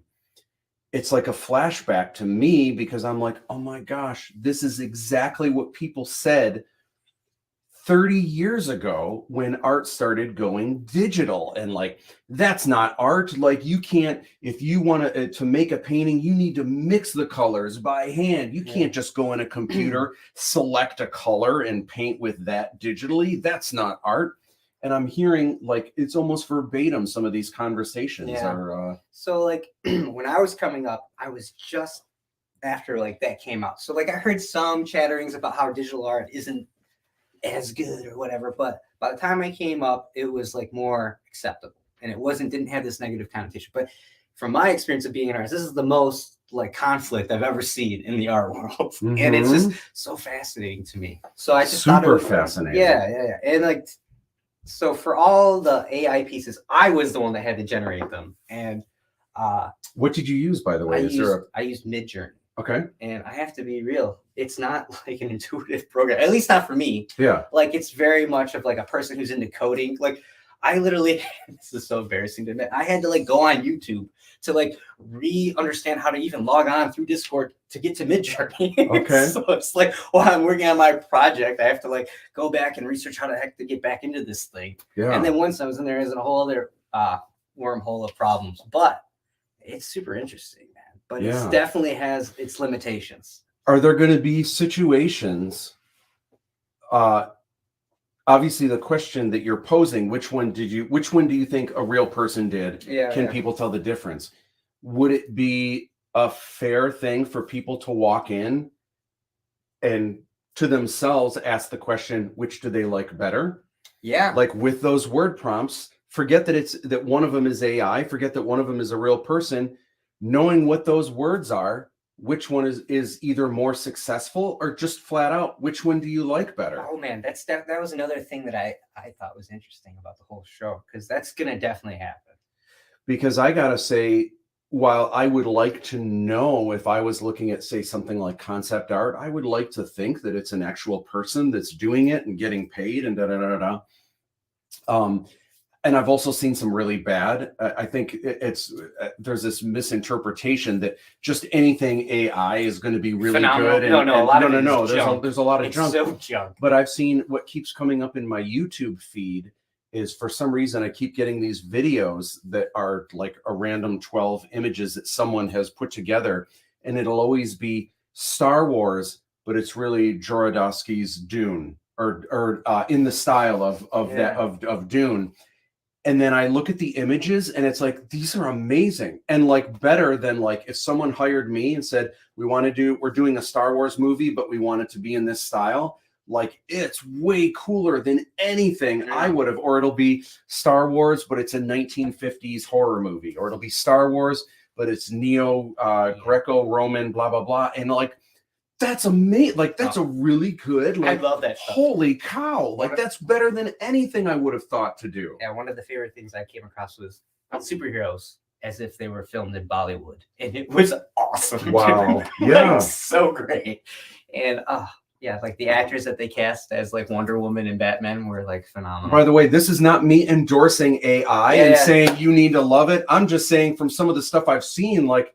I'm kind of like, oh no, like if someone hired me, like I wouldn't have been able to do this good at this specific thing. Like, oh, I know what you're talking about now. I've seen just like images thrown up where it's like Miyazaki, but if he did the Pokemon films. Yes. Sure. Yes. Okay. And they're like really good. Like, and sometimes there'll be something where like everything looks good, but the side of someone's face is smeared funny. Yeah. But still, it's like pretty amazing. Or there'll be like a bunch of AT walkers in a style that looks amazing, but then one of them is missing a leg, or there's so there is like still some weirdness to it.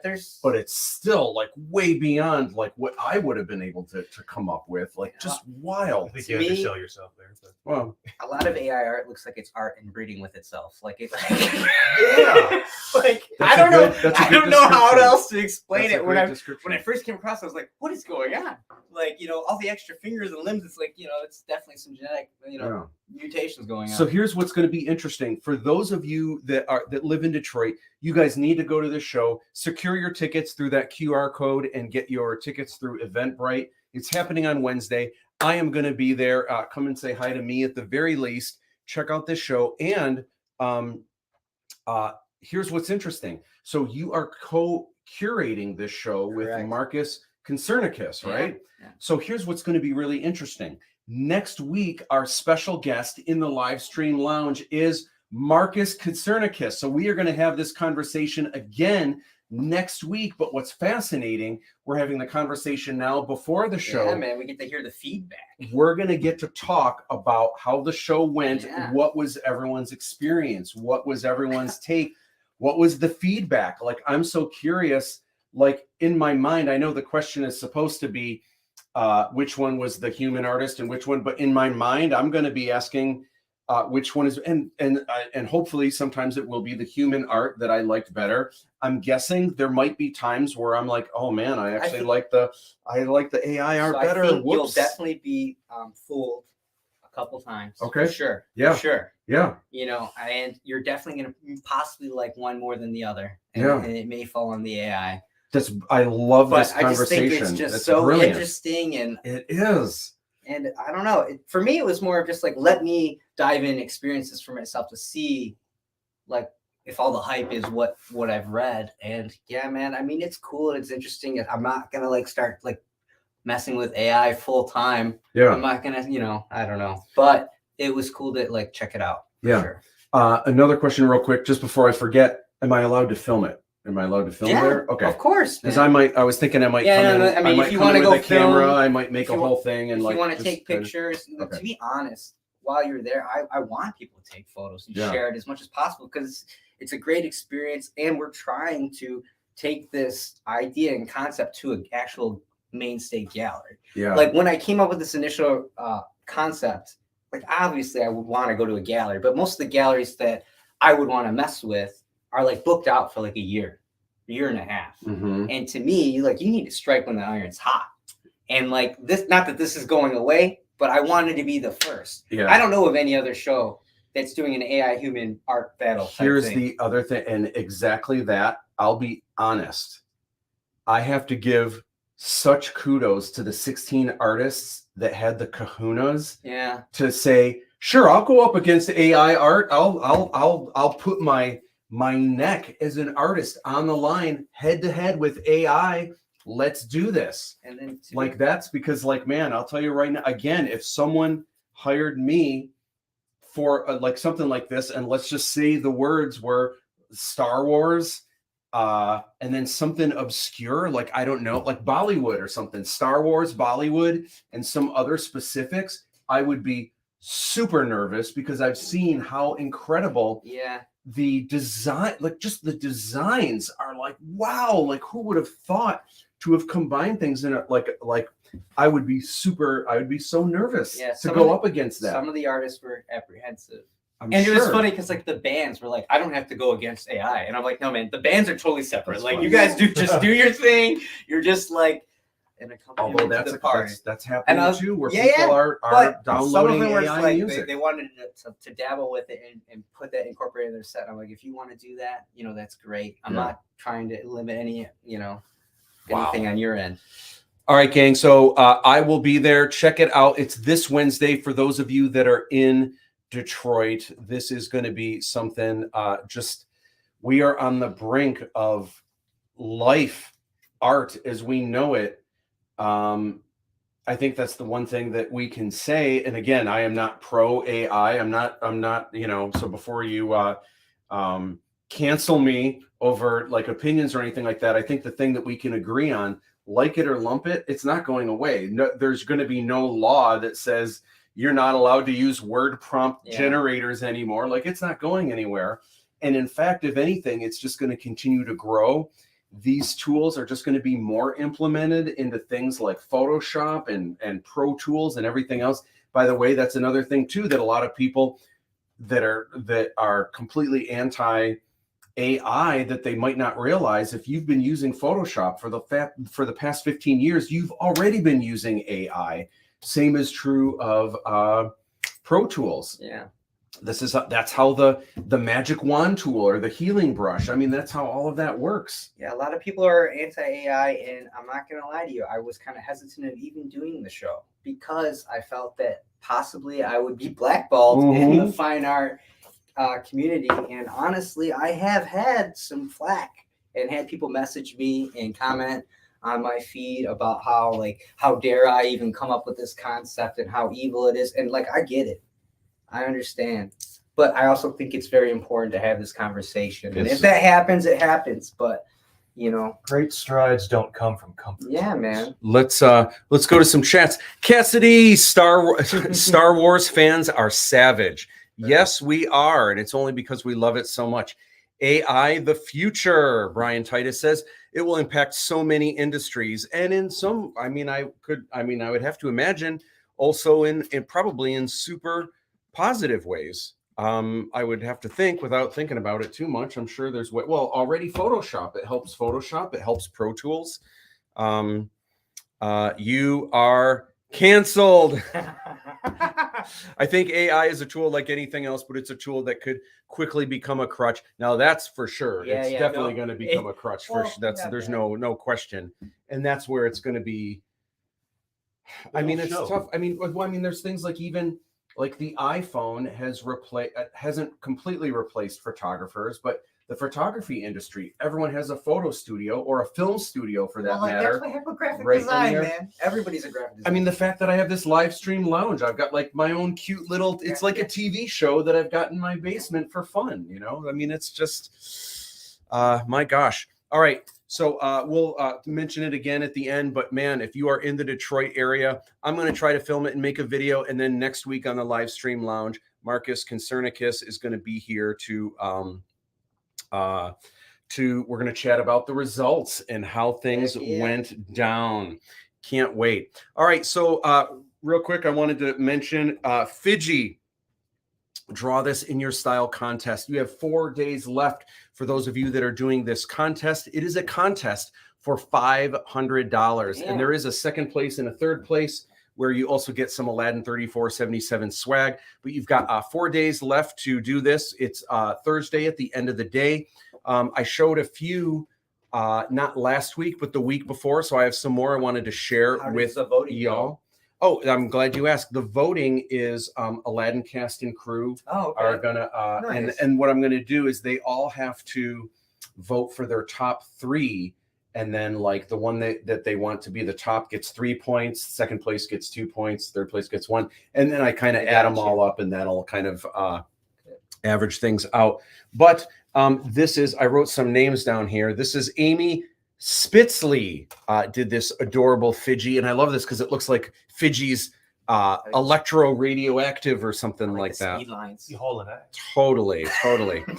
This is Mark Lemieux, and this is so cool. I wish I could zoom in because there are so many details, not just the details that you see, but even some of the like the little plating and stuff that sticks out, like just the extra edges and line work that Mark put into this, plus all the battle action, you know. I like the composition too of everything. Yeah, and he's got his tramp stamp logo in the background. This triangle in the back has some of the futuristic kanji from one of the sets. So Mark really did his homework putting together this awesome Fiji.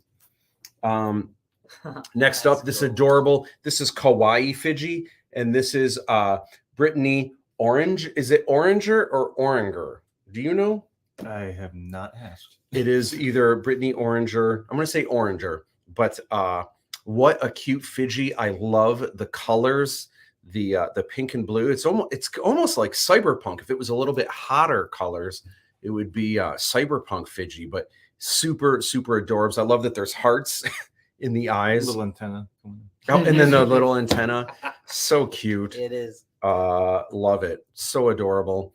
Next up is Jessica Pankatai, and this is a cool version of Fiji with added legs. So, and I love this so much. I was almost like, man, if we do more sequels, we would have to somehow puppeteer the visual effects. But how cool would it be if there was a reason for Fiji to get legs, and if Fiji just kind of like walked around like a little? I want to see him break dance. Oh yeah! Oh my gosh! That would be amazing. Robot doing the robot. Love it. This also is by Jessica Pankatai, and she did a chibi version of Fiji, which is super cute. And I love the way the arms are with the little, like the gauntlets kind of on the hands and stuff. Super, super cute. The one Jessica looks like, or the one from Jessica looks like Alpha 5. Do you know what Alpha 5 is? The little robot from Power Rangers. Is that what this one or the one before? Probably that one. Probably this one. Yeah, it's cute. Super adorbs, Jessica. This is Brian Hoover, and this is a really cool technique where it might just be color pencils, but it's color pencils on either black paper or black illustration board. Oh, gotcha. The one before. Gotcha. But what a cool look, and I love the enhanced kind of perspective of Fiji, like kind of rising up towards you. Super cool. Love this. This is humanoid Fiji, but I love that it's like, what a great idea for a hoodie. And this is Fruit Loop. Oh my gosh. So cool. And like that backpack needs to happen for sure. Like Fiji's jetpack is a backpack. So cool. And then having a hoodie that has Fiji's like markings on it and stuff. So this is Fruit Loop? Yes, this is Fruit Loop. It's Fruit One Oop. They got style. Total style. I love the color palette here. And I love how she put together, like she had her Fiji reference, and she even made a logo. This is like like new school Fiji, and I just love the style of it, the colors. This is fashionista. No, it's super good.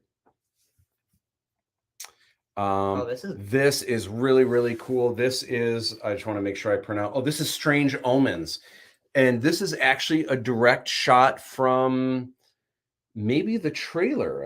Can't remember if this is from the trailer. Excuse me, or the Kickstarter video. The atmosphere. Yeah, that's what I was gonna say. Right? The atmosphere, those like little, there's some of the sparks. dust. Yeah, the dust and the light. This is actually coming through the Rashmi access port. So this is coming into an underground cave.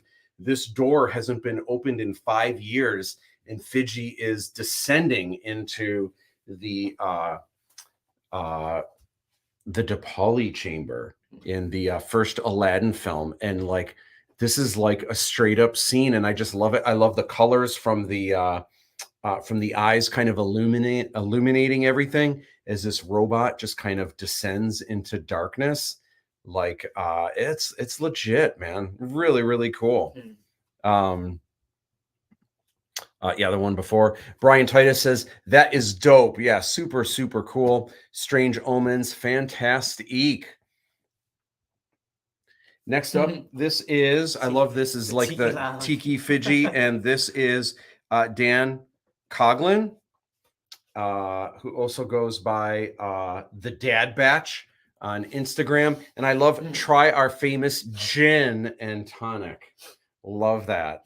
I love the necklace, the Tiki necklace, and Fiji serving you drinks. That is just Fiji's Tiki Time Lounge, established in 3477. So cool. I'd go. Love it. Space staple. Next up, this is June Girardi. This is Junebug. I like that it has a Tamagotchi. Isn't it great? Like, this is all the stuff, if Fiji got transported to today, this is all the stuff Fiji would play with. It's like 90s Fiji. Yeah. And I love the colors. It's just so much fun. What a Fiji virtual pets like the Tamagotchi. Oh yeah. Gosh, we need to do one. That would be great. Oh my gosh, you have to take care of it, and if you don't feed it, it cries. You have to feed it oil or something like that. Love it. gosh, I love the colors. I love everything about this. Just so, so cool.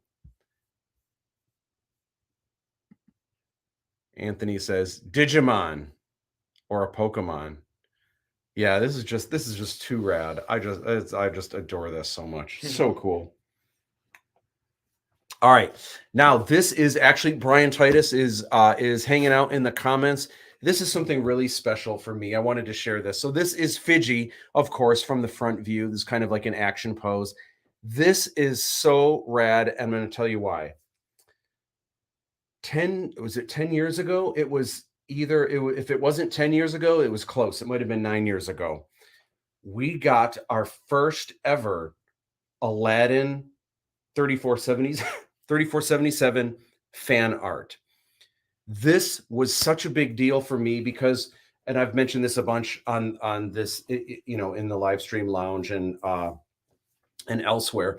During the time that I was doing filming these movies, I was really nervous, and it was just kind of, I was trying to keep my spirits up and everything. If I ever draw Boba Fett on a napkin and just scribble it really quick, if I post that online in a half hour, I could get 700 likes, right?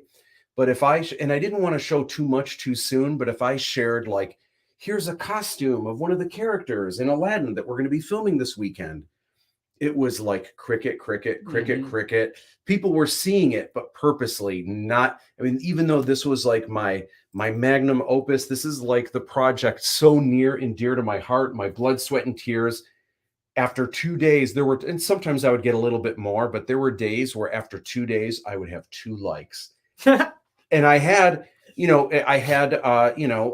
I have to keep trimming the list down, but 5,000 friends, yet only 2 likes. And it was like, oh, and I know the algorithm, if people aren't liking it, then Facebook just stops even showing people. So that's part of it too. But I was, you know, just like, man, what? And so I had to make these films with the idea that, you know what? People might not like it. It might just be an epic fail. It happens, you know, and we were talking about that earlier. You never know what stuff is going to stick. And that's, I mean, that's life. You're going to do things. You're going to make gallery shows that people love, and you're going to make gallery shows that, you know, maybe it just doesn't have a good response. Or I've definitely done the shows where one person shows up. Oh my gosh. So anyway, so here's what's super cool. 10 years ago, we got our first ever Aladdin 3477 fan art. Nice. This is so old that I believe on the website I showed concept art of Fidgy, and it was Fidgy, Aladdin's robot. This is originally what Fidgy was going to look like, but we couldn't get the robot exactly how I wanted it to be. So then we were going to remake Fidgy again, like in foam, but make it look like it was metal, even though it was made out of foam. And it just, things were not looking good. So last minute, I just scrapped everything, started over with Fidgy, and I always had the idea for the robot radio head that I thought was neat, not for Fidgy, but just to make a robot like that. So I went guns a-blazing literally days before we started filming, and the day that we actually first filmed with Fidgy, the day of, in the morning, we were in the middle of nowhere at the Silver Lake Sand Dunes. I had to drive 2 hours to get to the nearest Home Depot to get silver paint, to get, you know, some of the scraped up stuff. I had to get there when it opened so that I could bring it back, hurry, finish the paint on Fidgy, take Fidgy into the woods where we filmed the first time with Fidgy ever. But anyway, so this fan art of Aladdin 3477 this is before Fidgy even looked the way that Fidgy does. So this also illustrated by Brian Titus. And then 10 years later, Brian illustrates another Fidgy for us. And this is obviously what Fidgy looks like now. So Brian, thank you so much. This is so cool. And I will never forget how good this made me feel. We hadn't even started filming yet, and we had a piece of fan art. I can see how that would stoke you. That melted my heart. I was so like, Brian, thank you. I will never forget. There's always a first. And this was the very first fan art. And this was mailed to me in a letter, and just so incredibly stoked. This is just the coolest thing ever, Brian. Thank you. And also, like, I'm just so jazzed that you drew Fidgy again. And does Fidgy look okay? It's the Aladdin logo, and then you made a cool Fidgy logo. reflections, and it almost looks like it's fidgety the way the lines go away from it. Excuse me, but just awesome. Thank you, Brian. So now this is the Fidgy draw Fidgy in your own style. This contest ends on Thursday, so definitely. I know there's a few of you that are still turning it in. Don't forget, it needs the hashtag. It's hashtag FidgyDTIYS. So it's got to have the hashtag in order for me to find it. Wouldn't be a bad idea. On Instagram, I usually can find it, but just in case, you might want to DM it to me to make sure that I see it. And Thursday at the end of the day is the last day. Now, we started this with the Aladdin draw this in your own style from Aladdin 3477. This is not a contest where you can win money, but this is still open between now and the end of time. And actually, I did notice a new one this last week of Aladdin, and this also illustrated by Mark Lemieux. And I love this. This almost looks like a futuristic wanted poster. And I love that in the background, you can see the desert, the Venkata desert. And if you look, there's the Rashmi access port. I should say the Rashmi access portal in the background. You can see the filigree in Aladdin's vest. And if you look at the gun, all the little details on Aladdin's gun. Do you want to hold Aladdin's gun? Can I? Yeah, and this is actually Aladdin's gun from the first film. He uses a different weapon in each film. Actually, 2 weapons in the second movie, and then another weapon in the. Oh my. It's a sweet piece. So awesome job on that, Mark. Super cool. Is that semi-automatic? I think it's just one off. I think it just does one off. Mine wasn't. All right. So now, oh, and then check this out. He also sent the line art, just the incredible detail, the little hairs in the hands and stuff. Really, really wild. It's almost like the coloring book version. And Brian Titus says, cheers. I'm pumped to see Fidgy on the big screen. You and me both. Thank you so much, Brian. Fruit Loop says everyone did a great job. Absolutely. And there's more to come. I know there's people that are telling me, hey, I got a little more work to do. I'm going to be sending it to you. So you've got 4 more days. You have until the end of the day, whatever your time zone is, you have until the end of the day on Thursday. Friday will be too late. Really, really cool. All right. So this I wanted to have the AI conversation. Okay. So just in general, I know we've kind of already talked about it with the show. So just for giggles, this is back in November, I think, because AI was already kind of the hot topic then. And I had just finished illustrating, I think 6 different posters for Aladdin 3477. And I was trying to figure out which one do I want to release first, which one's going to be for the Blu-ray, which one is going to be when it's released in theaters, or if we have, a premiere, or is there going to be a film festival run? Does that have a different poster? So I designed a bunch, and that way I could kind of pick favorites and also pick what would be a good first one to release, what would be a good second one to release.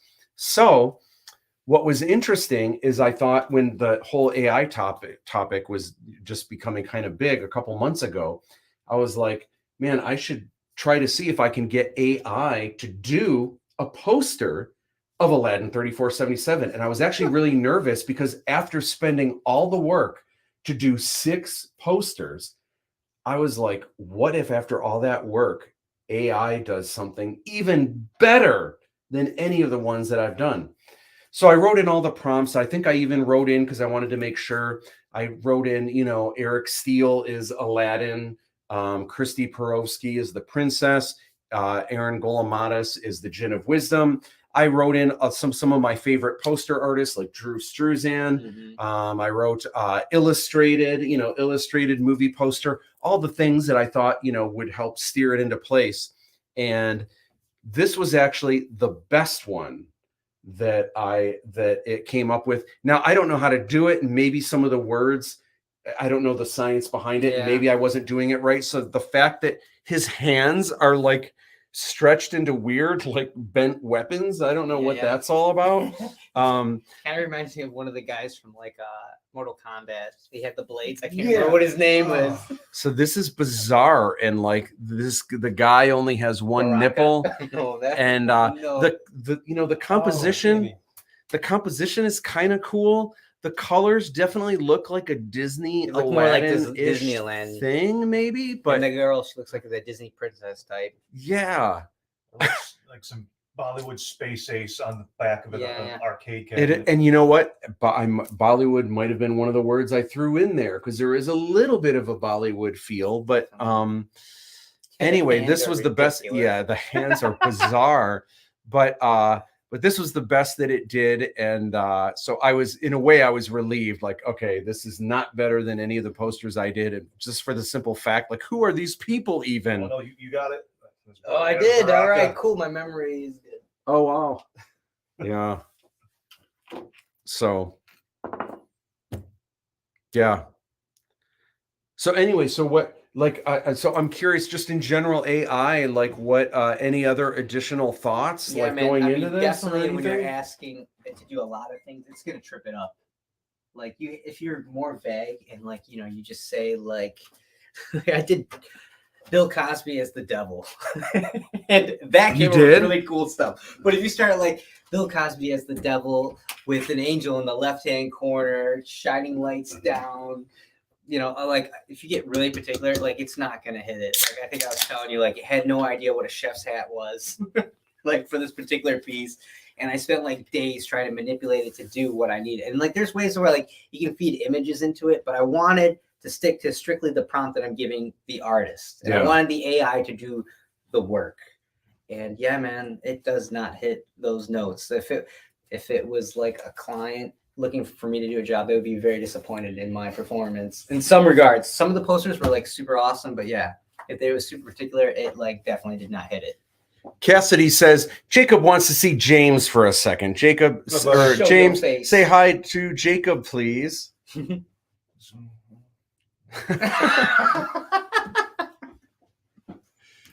That's great. That's awesome. And then Anthony says the more detail you feed it, the better it can get. I have a friend who is creating some insane images with Midjourney. Yeah, it's crazy to see some of the stuff that what was it for? that people are able to come up with. Really really wild stuff. Okay, so the next thing I wanted to chat about real quick is the year of Sanderson. So when I was building this Kickstarter a year ago, an interesting thing happened with Kickstarter in general. There was the largest Kickstarter ever in the history of Kickstarter. It was for a writer named Brandon Sanderson. I had never heard of this person before, but he pulled in on Kickstarter $41.3 million. And here's what was interesting, though. The thing that kind of inspired me is I had considered at one point doing swag boxes, but just the thought of it and like what people's just talking to people about things like Loot Crate and things like that. I just didn't know how well it would go over with fans. But the trouble that I had is there's all of this merch and all of this, all of these products that I wanted to make for Aladdin. But the problem is, if I have a hardcover art book for Aladdin, and if I have a movie poster for Aladdin, those can't fit in the same box. One is a poster rolled up as a tube. Mm-hmm. I can't, even if I fit that into a box, if there's a heavy book, it's gonna crush it. Those can't be in the same place at the same time. As well, if I have a figure that comes in a box like this, well, this isn't gonna go in like a flat box that has books.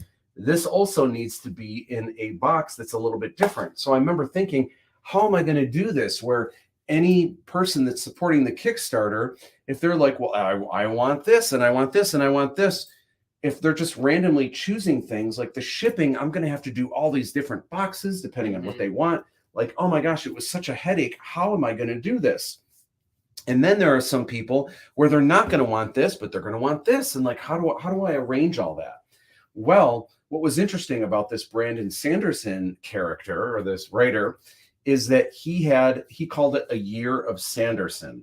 And I was already planning that 2023 was going to be the year of 3477, but this is the last year. And he had it set up so that each month of the year was going to be something different. He had 4 new books, secret books that he had written. So 4 of the months, you get sent a new book. Then the other 8 months, you get a swag box of a rant. It has a theme, and there's only 3 things in each swag box that you're going to get. So I was like, man, that's brilliant. That's really cool. And obviously it went through the roof because of $41.3 million. So I thought it was interesting to do. You were able to buy it in different ways. So I didn't get the books because I knew like I wouldn't be reading the books. I just got the swag boxes. That alone was, I think with shipping, was like over $600 or something like that. But again, this is research. I want to see what this is going to be like. So anyway, so this is the second swag box, and I've already cut it open here, but I'm going to open it live with you guys to see what is going on with A Year in Sanderson. So this is Dragon Steel Entertainment. Right off the bat, the one thing I will say, very nice, is both of these boxes were the same. I love the custom printing on the box, and this is how it's shipped. You know, they put the sticker on, and then this is a different this is the Cytoverse. I don't know what that means. I gotta give it to him. I'm a nerd about that kind of stuff. Like it's the experience, right? So this is going to be one up on us. I was hoping if we were getting millions of dollars, I was like, yeah, I'll do the custom printing too on the boxes. I'll do that. Why not? We will not be doing the custom printing. You should just be drawing in a lot of boxes. Right. I do have something special that I am going to do with the boxes, but it will not be this nice or this elaborate. All right. So I'm opening up the all stories told have been told before. The only things new are the names. Oh, I like that. It's like nothing new under the sun. All right. That's cool. The spoiler warning, this box contains the Cytoverse. Oh, this tells you what's in it. Well, we want to be surprised, right? So this was in the last one. This is, I don't know if this is Dragon something. I don't know what this is. Okay, this is, these are weird. These are like, ooh, ice, what are they? Ice tray. Oh, it's chocolate resin. Doom Slug silicone mold. So you just you make chocolates out of it or something? You can like milk chocolate poured in there. Chocolate, you can make little resin figurines. Oh. James, would you like some ice cube things slugs for your, would you like some silicone slugs? I mean, who amongst us doesn't grow up wanting that? Yeah. This says Go Fish, and it looks like a card deck. You just play Go Fish with that? Apparently you can play Go Fish with any card deck, but Derek, I know you've always wanted to. I'm so glad that you're. Because I was hoping that you're. Oh my god! All right. Oh, look at this. There's actually 4 items in here. This is an enamel pen, and this is from the Cosmere, or is that her name, Cosmere? And there's a cute little Little House on the Prairie character.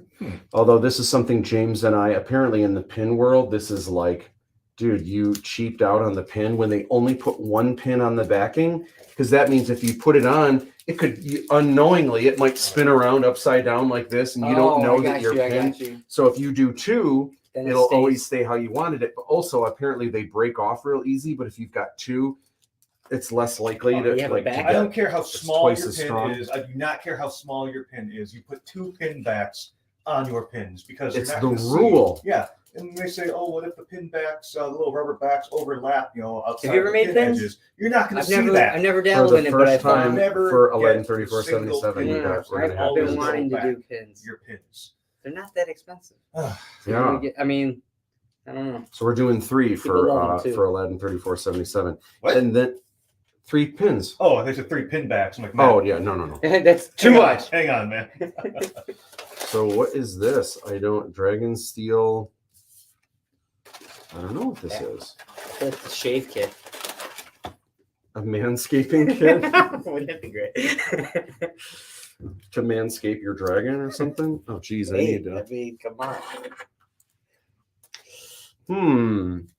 So you guys at home, do you guys know Brandon Sanderson? Do you guys read his books? Like, should I know more? So should I give it a whirl? Is it a fantasy? It thing, is. or It's that's like what I'm thinking with the fantasy, dragon I theme, yeah. assume. Yeah. There's like some time travel in there, I think, too. One of the characters really, like on that mouse pad you handed me that one time, really looks like a cross between Loki, but Tom Hiddleston specifically, and Doctor Who. Like if David Tennant and Loki the guy had a kid. The packaging is really, Yeah, really this good. is really, I mean, you want to feel? Yeah, I see it. Ooh, and the love foil. that's embossed. Come on Yeah. now.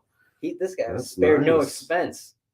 I mean, for the 41.3 mil, I feel like there should be velvet inside. Watch there those. better be velvet inside. Or like, I don't know. But the first box we opened, James, were you impressed by that first box? Is Brandon Sanderson watching this live stream? Maybe. The first, I mean, the box is just a very Yeah, the box is cool for Yeah, sure. The money contents is spent in inside. the like box. he put some very considerate This thought looks into dope. What? packing This his looks boxes. cool. What is this? Dude, it's like the Batmobile. Wait, is that? Oh, It's like a die cast. Man, there wasn't anything like this in the first box. oh first I saw this. If that's a fancy custom mouse. How do you... Oh my gosh, I don't want to break it. Whoa! Wow. What the heck? Wait, and what is this? What this is? Little stand Does it for light up? Is Wait, there something? It does look Wait, like is this a mouse? Hang on. No, there's a thing here. Hold on. Man, imagine having one of this flying in the background of the Lab 3477. I know, it's really cool, right? Is it metal? Yeah, it's like die cast metal. Dude, what the heck is up with this guy? Dude, you're gonna go home, Google Brandon Sanderson. I am it. I'm intrigued. All right, I'm way more impressed with this second box than I was the first box. Just for this alone, this is off the hook. This one says Skyward. All right. All right, so this probably goes this way. So Oh, it's a stand. Okay. Mhm. It's like trying to figure out the minifig. Oh, It's yeah, so dumb this that I goes here. really like this. No, I do. It's the little tiny detailed Yeah. accents that count, you know? And that it's metal. And then how does that? Oh, so this goes. Wow, that's actually really cool. Oh, wait. Does I think it go you're- that no, I way or think does it you're go right. the other way? We'll see. Man, it looks like it's crashing. Maybe that's what it does. Or do I have this backwards?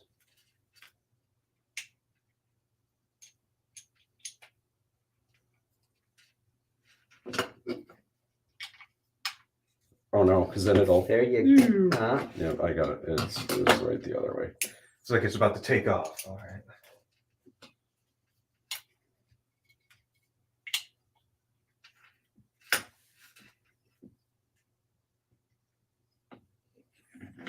I mean, that's good. I feel like it should be a little higher or something. I'm not gonna lie to you. I don't like the stand.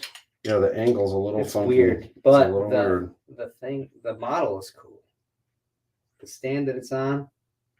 What's even cooler Needs to is knowing rework. that in that book universe, this is actually a physical representation of what that ship probably actually looks like. You probably otherwise you just be speculating. Oh, I wonder what that ship is. No, it's super cool. Honestly, if Batman went to space, I feel like it'd be in this. If Batman went to space, yeah. Yeah, that's really cool. I gotta say, man, I wish, like, man, if we were able to have a Red Star drop I ship also come with love when ours. people do patterns on the inside of things that are only for the person that they came with. Yeah, because then this box is gonna get thrown, but like it really enhanced the experience. It was really nice. Oh, the How many things of I these would are you do. getting for $600? 8. Oh, okay. All right. And there's only although there were 4 things in this one, there's only supposed to be, but I think they might have thrown in some thank you gifts, so there's some extras. But there was only 3 things in the first box, I believe. But Fiji. These are super cool. Yeah, feel that. Man, high quality. I keep saying you guys aren't really gonna truly appreciate how So, awesome. And look at this. So you And look hold at it in this your is hand. like, and look at this is like Derek Ecker colors. until you actually It's Isn't it? until you actually hold and feel Yeah. the Fiji. That's cool, man.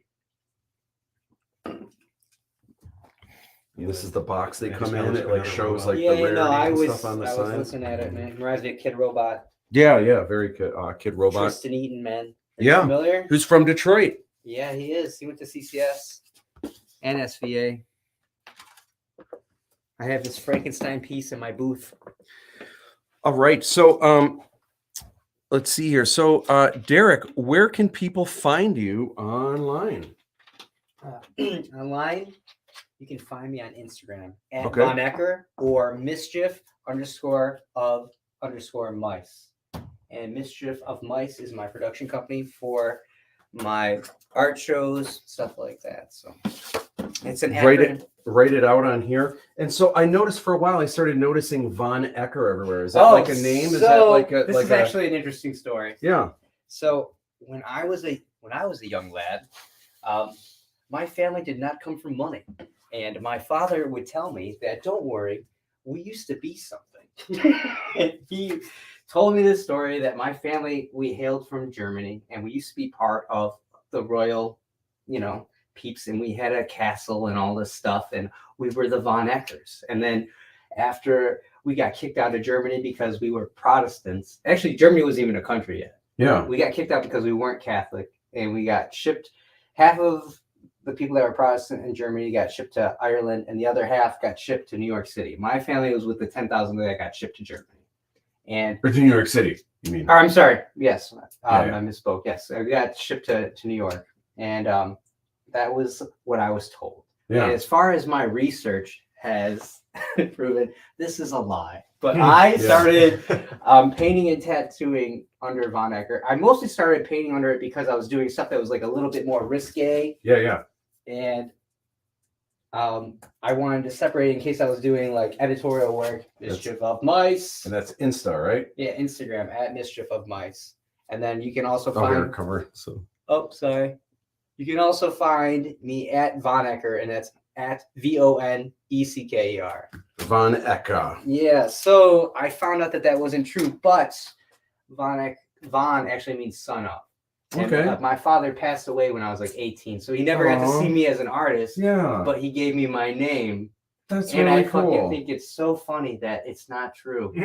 But Well, that it means. but you know but what? it means He may son not of. have known. That may be No, no. what he was told. No, and that's definitely true. And for all I know, because I was only able to go back to like 1630, because a lot of there was, from what I gathered from my research, there's like fires and stuff, like a lot of warring was going on Yeah. through factions, and stuff was missed. But a lot of my information I found through the church. Yeah. So yeah. Wow. But I found the literally the street that we settled on. It's called Ecker Hollows, and it's right by Sleepy Hollows in New York. And I thought that was so cool. Like, Okay. yeah, so that is where the origin of my painting name came from. That is awesome. Yeah. For those of us watching, can you give us any? Oh, main camera is lagging. Yeah, so hopefully it's caught. It looks like we're caught up pretty good now. Sometimes it goes in and out. Oh, never mind. Got fixed. Okay. Looks like bat jet. Oh yeah, it does. It does look like a bat jet. Can you share with us? Do you have any words of wisdom for anyone that's going into either tattooing or just going into anything artistic, whether it's making movies, making music, making art, expressing yourself? What would you tell someone today going into the crazy stuff that we do? Get used to hearing no. And no is not a bad thing. Mm-hmm. Just keep going against your gut. Listen to yourself and do things that excite you. In my experience, when I'm doing stuff that excites me, it may not gain traction right away, but in the end, you're going to get ahead. And it's going to stick out from the noise of what everybody else is doing. Don't pay attention to what other people are doing. Find stuff that is exciting to you and create that. And when you're going towards a passion of things that you love, like I feel like it holds more, it comes from more of an honest place, and it really resonates with the viewer and whoever is going to eventually be your audience. And they're going to like stay with you and be tried and true. And that's my advice to any artist coming up is like, listen to your inner voice, create for that. And, obviously look for inspiration of other people and, take a little bit from here and take a little bit from there, but like make it your own. And that's kind of like what I learned from people like this guy. I learned a lot from you and I stole a little bit from you. And then, And I mean, look, there's nothing new under the sun. Yeah. That's what AI does. But You listen, said it, that's what people do. You said Picasso a quote earlier, and Yeah. I have a good one, and I'm sure you know this. Great artist. What did he say? Oh yeah. Something about Good artists create, but a great artist steals, or something like that. no, good art steals, great art gets away with it, or something like that. Yeah. He was a proponent of stealing. Well, I mean, there's nothing new under the sun. No, Everything not we at do, anything you come up with is just taking a lot of things you're influenced by, you're shaking it up in a box and you're spitting it out. And I don't think there's anything wrong with it. That's the human experience. It's like us going through things, and then we're a filter. An artist is a filter. Mm-hmm. That's the best thing that I can describe as being an artist. Awesome. All right. So in the upcoming week, just wanted to share with you guys what's happening this week. On Tuesday, I am sharing a new video that is, it's a new painting technique, and it is for concept art. And I'm going to be sharing a painting of the Noodle Master. And this painting, it's the reverse opaque technique. It's going to show you the whole thing from start to finish.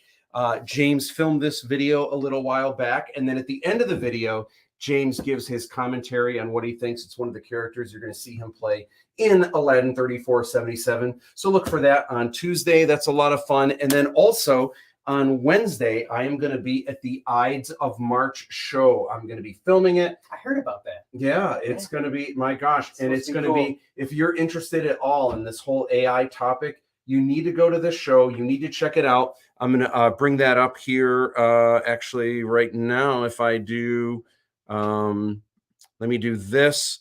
Let me go back through the Fidgis that were so amazing. Here it is. You guys, this show, it's one night only. It starts at 7, and then at 8 is when the band start. And you said it's going to like 2 in the morning? Yeah. Dude, you artists and your AI, you guys know how to party. Do you know what the Ides of March is?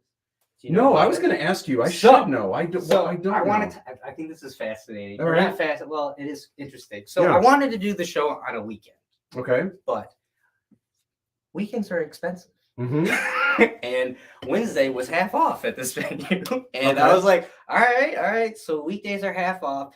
What cool day falls on a weekday? And for some reason, I thought there's a play that you may be familiar with or may not be familiar with. Julius Caesar, written by a pretty famous writer. It wasn't, what's his face? What's this guy? Shakespeare? Oh, no, I'm talking about this Brandon guy. Sanderson. Oh, yeah. Yeah, it was not Brandon Sanderson. but someone almost equally as good. And Yeah. Shakespeare, I believe. Yeah. So Julius Caesar, there's a play, and in Julius Caesar, he walks into the town square, and this man yells, "Beware the Ides of March!" And Caesar doesn't know what he's talking about. And he's like, "What do you mean?" And then it was all like this thing. And then the Ides of March comes, and the Ides of March, if you don't know, is the first full moon of March. So it has this first new moon. It has a feeling. It is renewal, rejuvenation.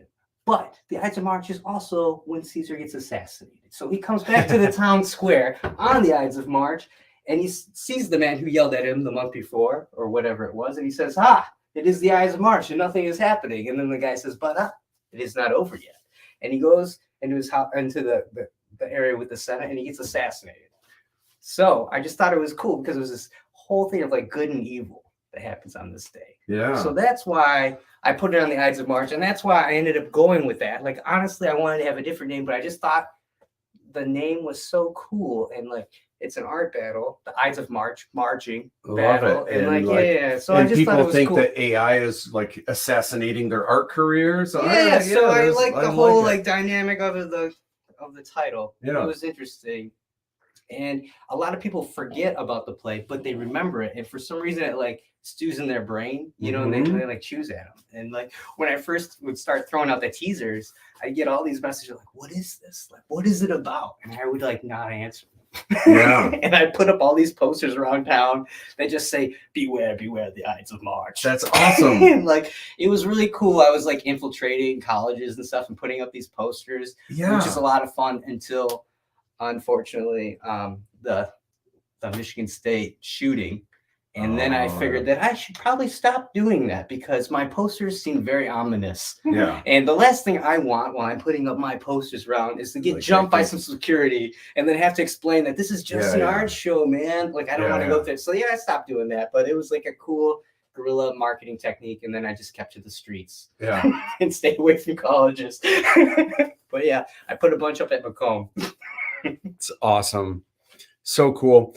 So that's happening this Wednesday. I will probably drop the video the next day or as soon as I can. Then next week, we're going to be hanging out with Marcus Concernicus, and we're going to be talking about how the show went and what the experience was and everything else. So I can't wait to chat with him before and after. Yeah, that's going to be wild. And Marcus obviously is an amazing artist as well, multi-talented and so many things. If you ever have drank Zombie Killer. Oh yeah, by B Nectar. That was by Marcus. He did the thing. I actually I sent him a message on Facebook because I was at Epcot. I was in one of the breweries that sold mead from around the world, and one of them I forget which it was. It might have been B Nectar. But I was like, dude, I'm at Disney Epcot, and I'm looking at your artwork right now. Yeah. And he was like, what? It's so cool to see him doing that. I mean, he's a phenomenal artist, man. All the names of those cans, too. One of them's like, kill all the golfers. They love killing over there. So if you're in the Detroit area, Derek and I will see you at the Ides of March at the Tangent Gallery. Super, super awesome. And then next week, fast forwarding through all of these awesome Fidgies, next week we'll be back with the live stream lounge on Sunday, and we'll be hanging out at 9 o'clock with Marcus Concernicus. All right, guys, you are amazing. Thank you so much for hanging out with us, and we are going to end the show with a little bit of party, and I'll see you guys later.